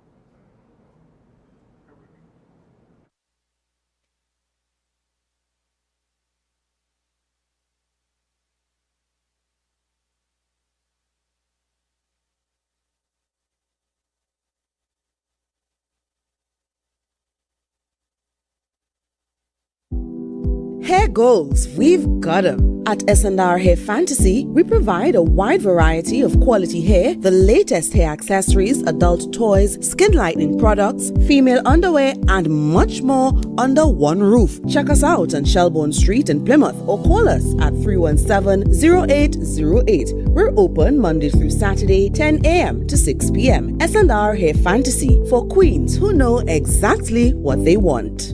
Are you in a dispute with a registered investment service provider of the TTSEC? Or maybe you're the victim of an investment scam? You can lodge a complaint or submit an anonymous tip to the Trinidad and Tobago Securities and Exchange Commission. Download our Investor Protection app or go to ttsec.org.tt to access our complaint form or submit an anonymous tip. Write a clear summary of your complaint. Submit copies of supporting documents along with the originals for verification. Provide a copy of the feedback received from the entity regarding your complaint. All investor complaints or scam reports submitted by the public are acknowledged and reviewed by the TTSEC. Investigations are pursued based on the outcome of the review. Trinidad and Tobago Securities and Exchange Commission, protecting the interests of investors and the public. You invest, we protect. Everyone benefits. Do you think you know Premier League or Champions League football? What about international cricket or the IPL and CPL? How about NBA basketball? Well, now you can put your skills to work to earn some extra cash by betting on the games with TT Bet Arena. Simply go to our website, choose a sport you want to bet on, find the games and place your bets. And with your computer or mobile device, you can bet from anywhere. Just go to ttbetarena.com, sign up for a free account, make a deposit, and start betting. It's that simple. You can even qualify for our $2,000 sign-up bonus. We also have horse racing, plus live casino games where you can bet using TT dollars. And check our new Tobago location at 7B Milford Road, Crown Point. For more info, call or WhatsApp 494-0634. TT Bet Arena, the #1 sports betting company in Trinidad and Tobago.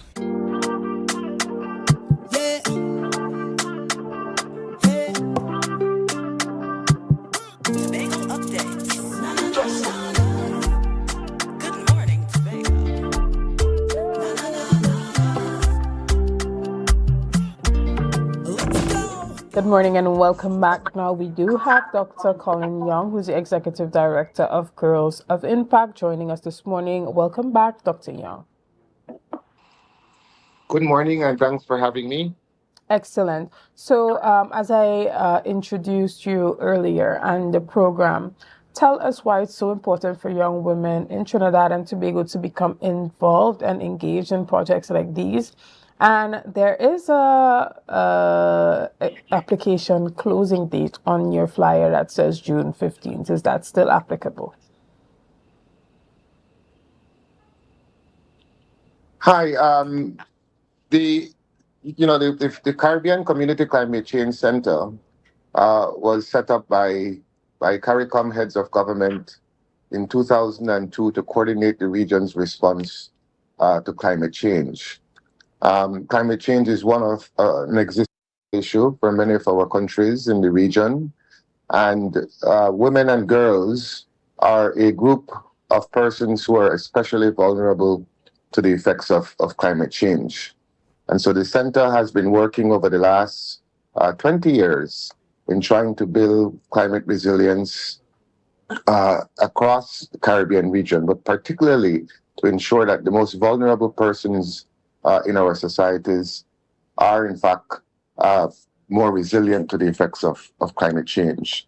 And so from a 5C's point of view, we have in fact pursued a number of projects that seek to build the awareness and increase the participation of young women and girls to become more active in the climate change space, especially in terms of sitting at the table for decision making and helping to draft and craft policies to help build the resilience of our people across the region. Excellent. And even as it pertains to the work that you are doing, as it pertains to, a work at CARICOM and your response to climate change, women and girls are a vulnerable community, but what other communities have you been working with? Well, as a CARICOM institution, we work with all CARICOM member states in the region, and so 15 countries in the region that we work with. But we also work with trying to ensure that all elderly people, persons with diverse abilities, as well as indigenous people, that they're also, being provided with information and data that can help them to become more resilient in the effects of climate change. I think many of us take for granted the fact that during an emergency like a hurricane or floods that require our people to move quickly from one location to another, perhaps to a hurricane shelter or to a shelter, that many of us can just get up and move and go quickly. But there are many in our societies that may not have the same luxury to move, and as a result, how do we work with these communities to ensure that they can be relocated safely? I think the 5Cs, as a CARICOM institution, obviously we work through the national governments, and the national governments have their own national emergency management plans. What we have been trying to do is to work with countries to help to build the resilience of the structures, the hurricane shelters in some of our countries, to ensure that in the event that there's a hurricane, that there is going to be energy. For example, in Belize, we have a hurricane shelter that was equipped with solar panels to ensure that if there's a loss of electricity, that shelter can, in fact, still have power. There's emergency communication equipment, and there would be water tanks that can provide the shelter with 3 days of water supply. We've done the same in Barbados, where we are building the resilience of hospitals to ensure that they also have water in the event that there is a hurricane disruptions. We've helped retrofitted schools in the Bahamas and St. Lucia, and the same for communities. So building resilience to the effects of climate change require several interventions, and we help our governments to try to do so. And when you prepare and build resilience for the most vulnerable in our society, then obviously you're building resilience for everybody at the same time. Excellent. And there are persons who have not been exposed or understand what the 5 C's are as it pertains to the work that you have been doing in the Caribbean, which stands for Caribbean Community Climate Change Center. But, you know, for persons who were unaware of the type of work that you do and want to get involved with the work that you are doing, tell them a bit about how they can do that. Thank you very much. The 35 Cs, as I said very briefly earlier, was established in 2002 by CARICOM heads of government with a mandate to coordinate the region's response to climate change. So even then, the heads of government recognized that climate change would become one of the most serious challenges of our generation, and they established a center to actually help the region coordinate in this regard. So we provide really 3 core services to our member states. The first one is that we work to ensure that the climate change data and information is being collected and analyzed so that our governments and persons can make evidence-based decision making. So, for example, we've been working with countries to install automatic weather stations across CARICOM member countries that collect real-time information that is provided to the Met offices to help them in their forecasts and in advising the public. Secondly, we help countries mobilize financing money for climate resilient actions on the ground.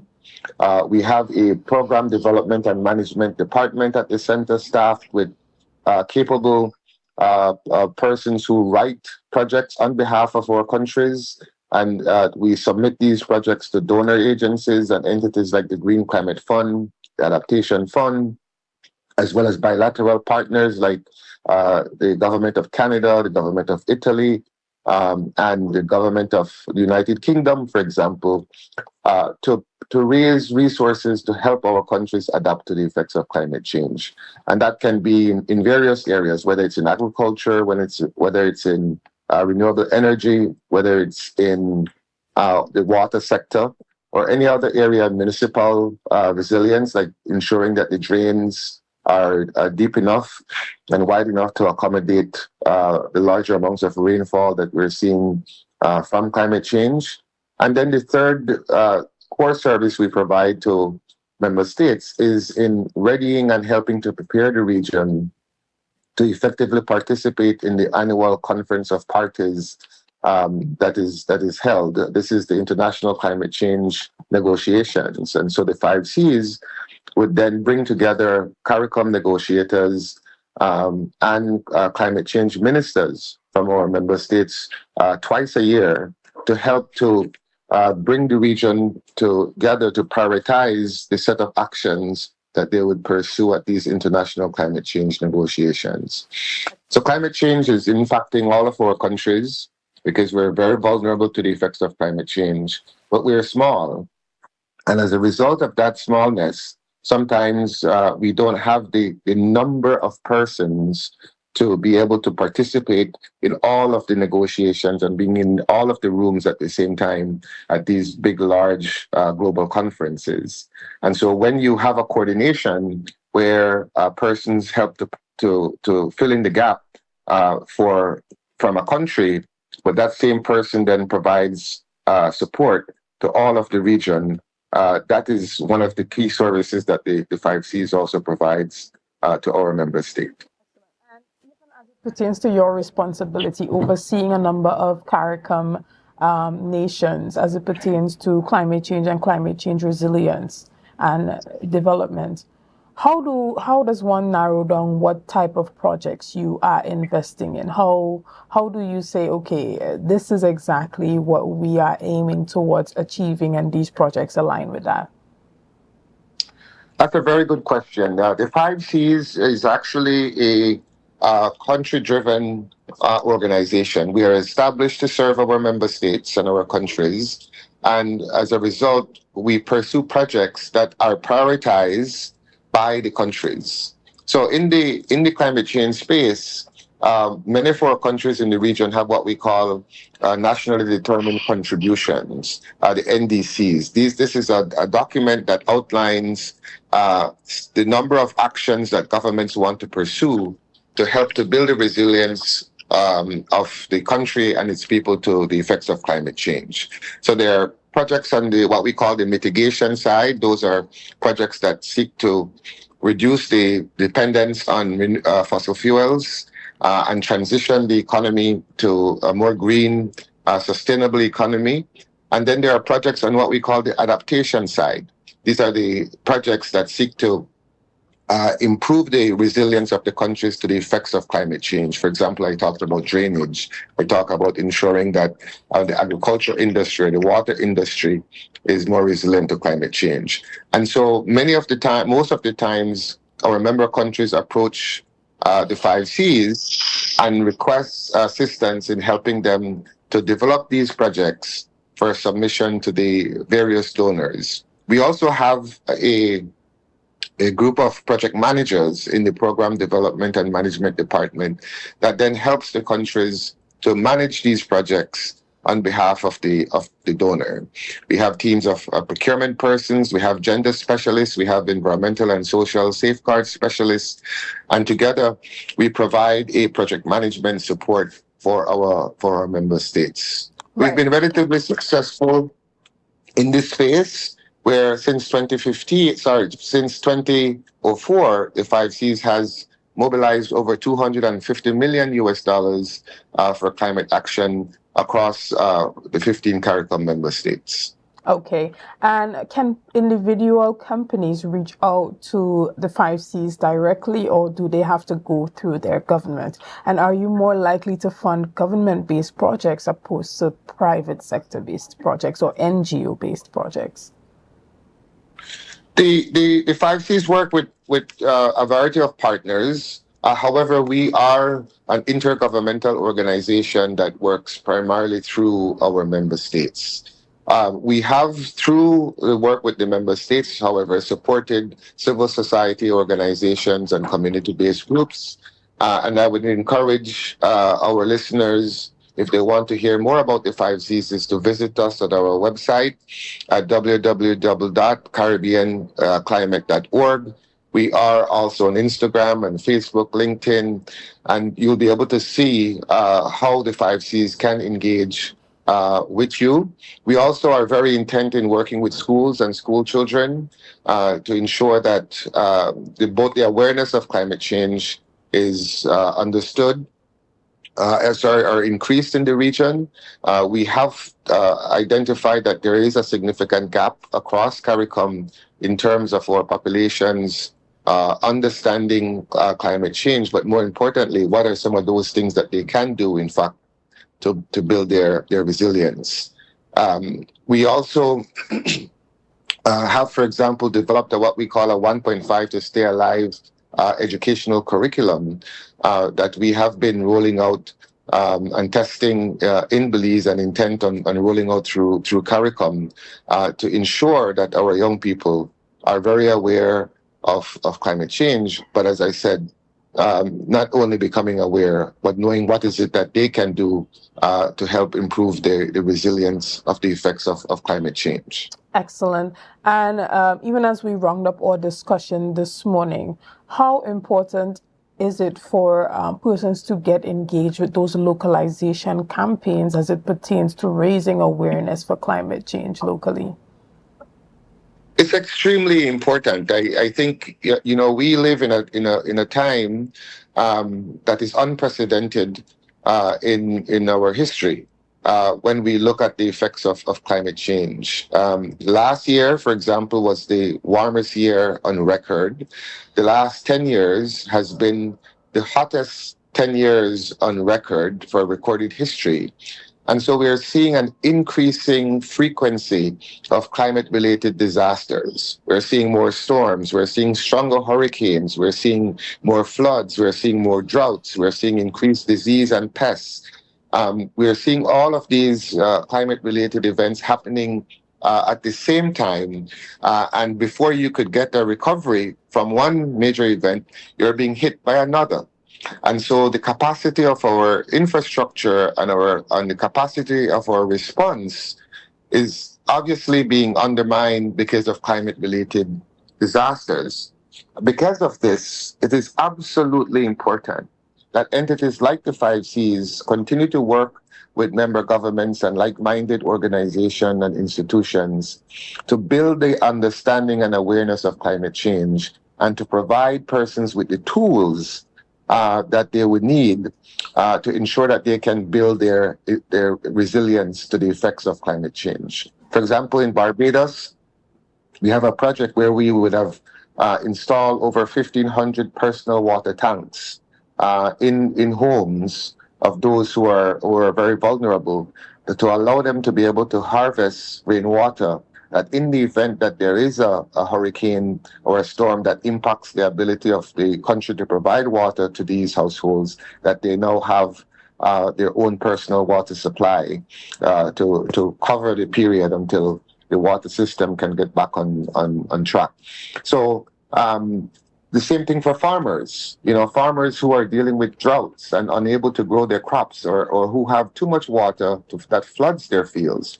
How can we work with them to ensure that they can either increase the drainage or they can provide irrigation using solar energy to provide water to their fields? So these are all ways in which if people were aware and they have access to the tools, or including, for example, seeds that are more tolerant to droughts. These are ways that people can actually build their resilience to climate change. And as we've been seeing, the effects of climate change would continue to haunt us for years to come. Excellent. And finally, even as it pertains to different type of projects, for example, housing projects that are focused around sustainable energy and sustainable water supply and water storage, are those the type of projects that governments as well as entities can come to the 5Cs to get funding for? Yes. Yes, we have a diverse portfolio of projects that span those areas. So it's infrastructure, both in terms of municipal infrastructure, in terms of climate resilient housing, also the water sector. Believe it or not, the region has 8 of the top 30 most water scarce countries in the world. So water security is a big issue in our region. We also pursue renewable energy projects in the region, and we try to do projects that build resilience across a number of sectors at the same time. So we are particularly interested in projects that would say increase water security using renewable energy, but at the same time improving the food security of our countries by ensuring that farmers would have access to the tools and water to build resilience. I do want to take this very quick opportunity to also tell our viewers and listeners that this year, 2025, the 5Cs is actually celebrating its 20th anniversary as a CARICOM institution. we are marking this significant event with a 20th anniversary celebrations and award banquet that is being held on the 25th of June in Belize City, Belize. And we have several dignitaries, ministers. We have the Prime Minister of St. Lucia, who is joining us in Belize. He is the chair of the Quasi Cabinet on Sustainable Development for CARICOM. And the celebration is being hosted jointly by the Prime Minister of Belize, the Honorable John Briceño. So we are hoping to tell the story of the 5 Cs and more importantly, the work that it has been doing over the 20 plus years, and how we will continue to work with our countries to positively impact the lives and livelihoods of the millions of people across our region. Excellent. And Dr. Young, I just want to apologize for the mix-up that we had in the beginning as it pertains to the Girls of Impact program on our rundown this morning. But we want to say thank you so much for coming here and joining us on Tobago Updates and giving us that invitation as you are celebrating this year in 2025. We would definitely be sharing the word with everyone else, and it is interesting to note the type of funding that is available through the 5 Cs within the region and all the work that you have done and continue to do as it pertains to building climate resilience within the region. So we want to say thank you, and we look forward to speaking with you and your organization again very soon.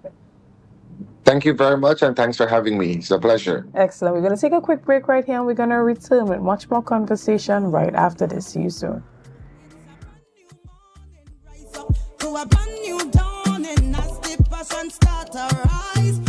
Quartz is well known as the Caribbean's largest retailer, providing consumers for generations with the very best products to enhance their homes. This year, we bring our expertise to businesses. Quartz Business Solutions will serve small, medium, and large companies with the very best products at the most competitive prices, backed by warranties and after-sales support. Hoteliers, office managers, restaurants, and so many more. Quartz Business Solutions, a brand of the Unicomer Group. Hello, New York. Are you ready to celebrate the essence of Crusoe land and the culture of Tobago? Well, get ready for Tobago Day in New York City, hosted by the Tobago Empowerment and Alliance Mission, Sunday, August 17, 2025, Nazareth High School Courtyard, 475 East 57th Street, Brooklyn, New York, 12 noon to 8 p.m. We bring the Tobago vibes to the Big Apple. Live music, Tobago food, cultural performances, and family fun. So bring Tanty, Granny, the uncle, invite the whole neighborhood. Just bring everybody and bring your significant other too. Come celebrate Tobago Day in New York City, Sunday, August 17th, Nazareth High School Courtyard. Oh, hey, I forget to tell all you, it's with 10th anniversary celebration. For more information, call 929-327-7857 or check Team's Facebook and Instagram pages, Team Tobago Day.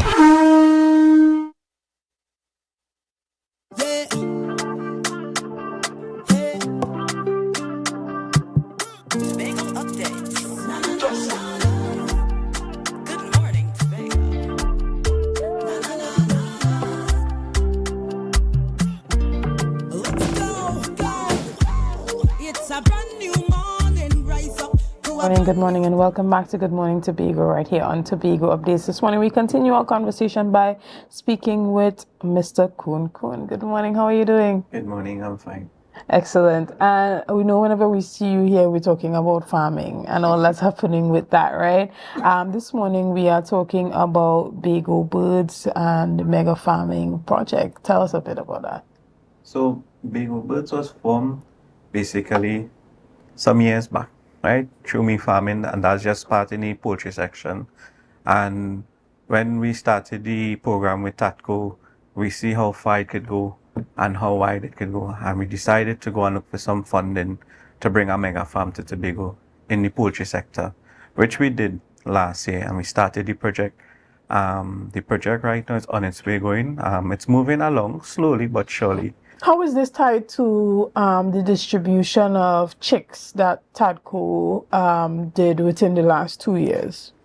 So what we did, right, with all the data that we was gathering from TATCO and all the numbers that was given to us and what they were trying to accomplish, they realized they didn't have certain infrastructure in place.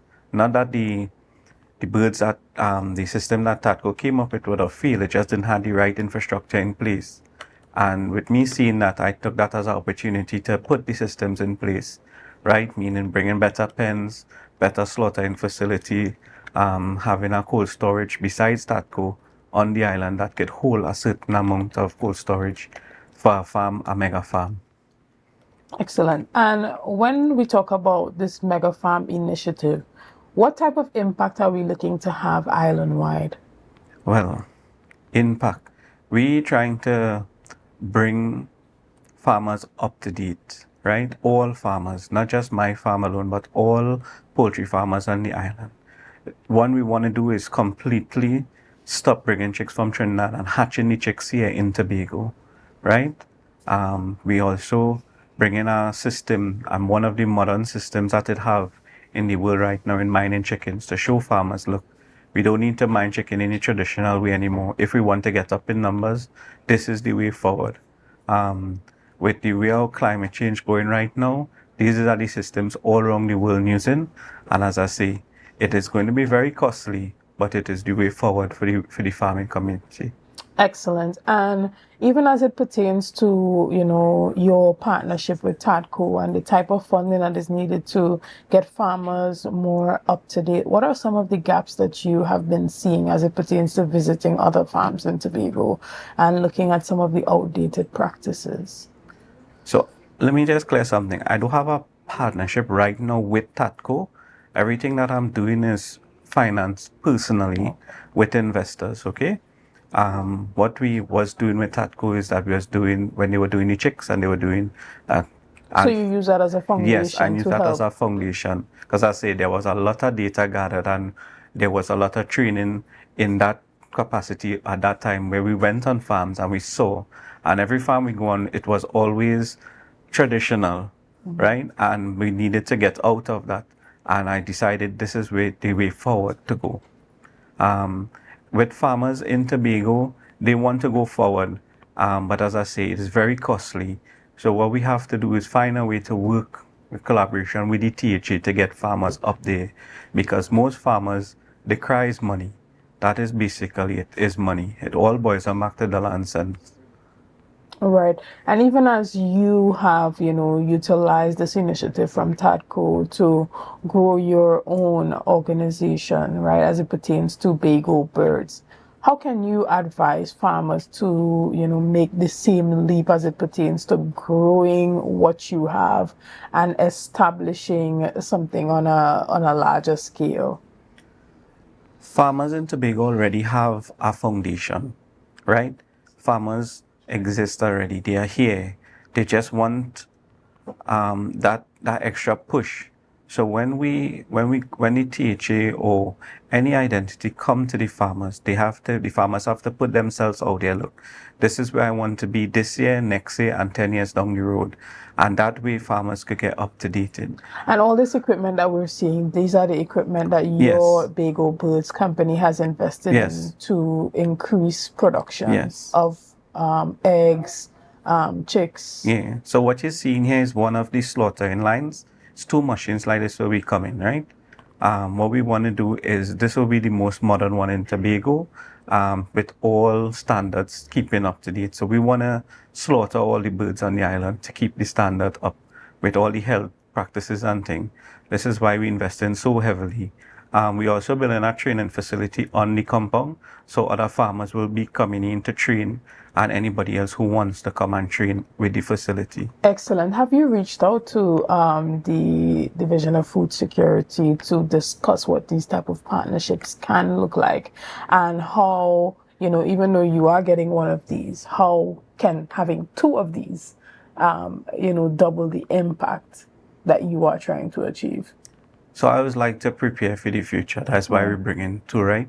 Because I believe there's a great need for this type of farming in Tobago. because there's nothing like it, and we depend on one boat. And God forbid that something happened to that boat, or something happens to Trinidad and they decide to keep their meat for themselves, then Tobago will suffer.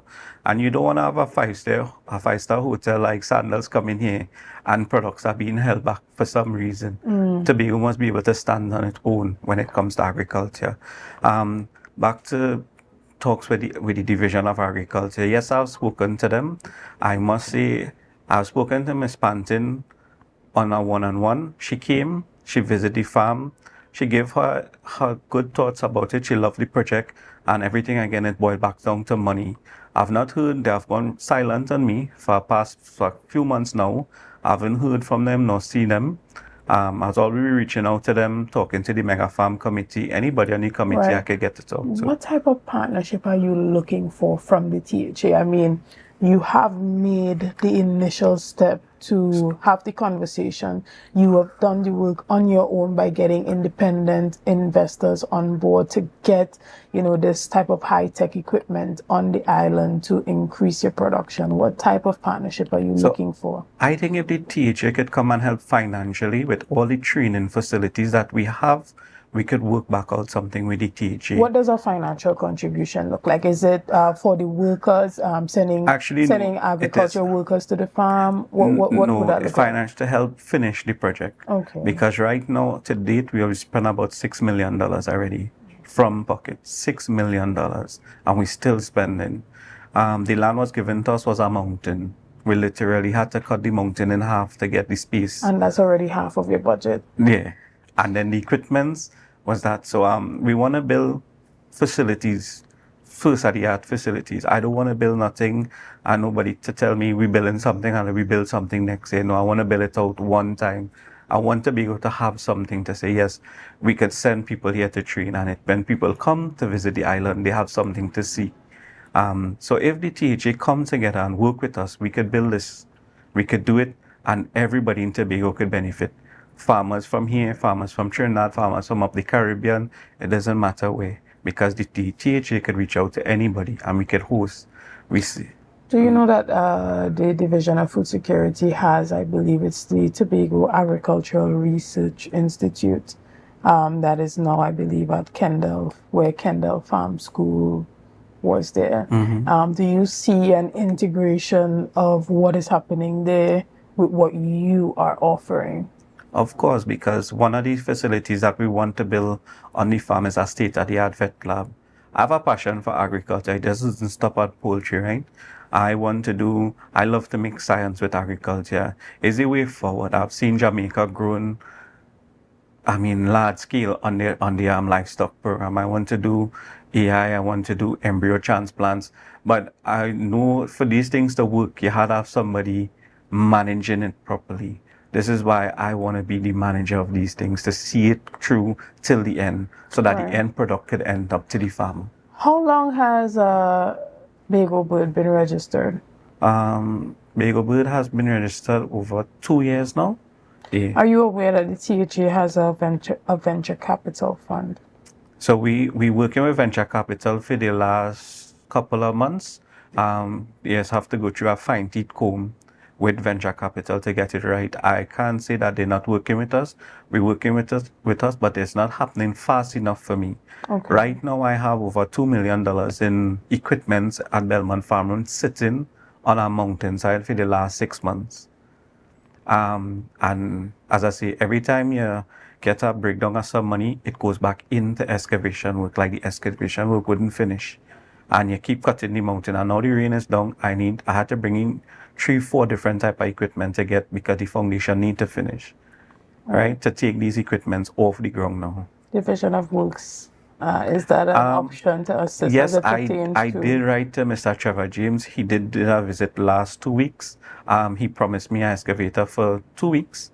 It's still a help, but it's not the amount of help I need. I need a lot of help. Right. And even as the bureaucracy within the THA prohibits the fast movement that you require for the successful completion of this project, I know you already have private sector investors involved, but are you open to other persons that are willing to invest in the project? And if so, how can persons reach out to you to become a part of the initiative? So if we have to go that way, a decision will have to be made by the board if we want to go that way.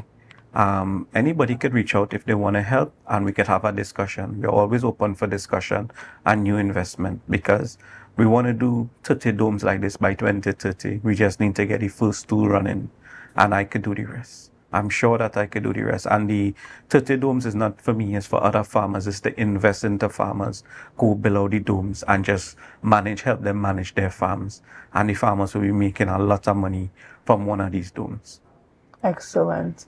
Well, we want to firstly say congratulations to you for the level of initiative that you have taken to not just speak of agricultural development and innovation, but to take the steps necessary to bring a higher level and quality of agricultural production as it pertains to poultry farming on the island. We here at Tobago Updates wish you nothing but the best, and our platform is open to you to assist as it pertains to your fundraising initiatives, if that is something that you want to do. Yes, definitely. Moving forward. All right. Well, we want to thank you so much for your time here this morning, and I am quite impressed. I am extremely impressed with the vision that you have, and it will be amazing to see it manifested into reality. I think I know that it will come into light just now. I hope that the Chief Secretary, I've listened to his New Year's resolution speech about mega farming. I hope that he could come and see the farm for himself. I've been trying it's almost like you're doing the job for them, right? Because everything that they say that they want to do, you are doing it with this project. I don't want to work against the THA. I want to work with the THA. Tobago deserve this. Tobago farmers have been crying for years. Right now, Trinidad practically last week was underwater, and Tobago is going to suffer. Tobagonians is going to suffer. The reason why I say that, market prices are going to be very high, and we in Tobago shouldn't be suffering for that. We in Tobago should be enjoying the fruits of the farmers here. But farmers, as I say, if the budget that's coming up, I see a good budget for the agriculture division, I want that money to go to farmers. I don't want it to go to a promotion to some World Food Day show. We ain't have nothing yet for show. Let we develop the farmers. Send the money directly to the farmers. Come up with some kind of plan in your division to help farmers directly. Send money to them. That's what they need. They need money. They need money, and once they get money, they're going to work. You're going to see them working. Excellent. Well, again, Mr. Kunkun, thank you so much for being here this morning. Thank you very much. And all the best with your Tobago Birds Mega Farm project. Guys, we want to thank you so much for being a part of this morning's discussion. Thank you for your likes, your shares, and your comments, and all that you have done and continue to do to make Tobago Updates the #1 broadcaster here on the island of Tobago. Again, I am Chanel Felix, and I want to say thank you to all my guests that have been a part of this morning's discussion, and thank you to you for staying tuned.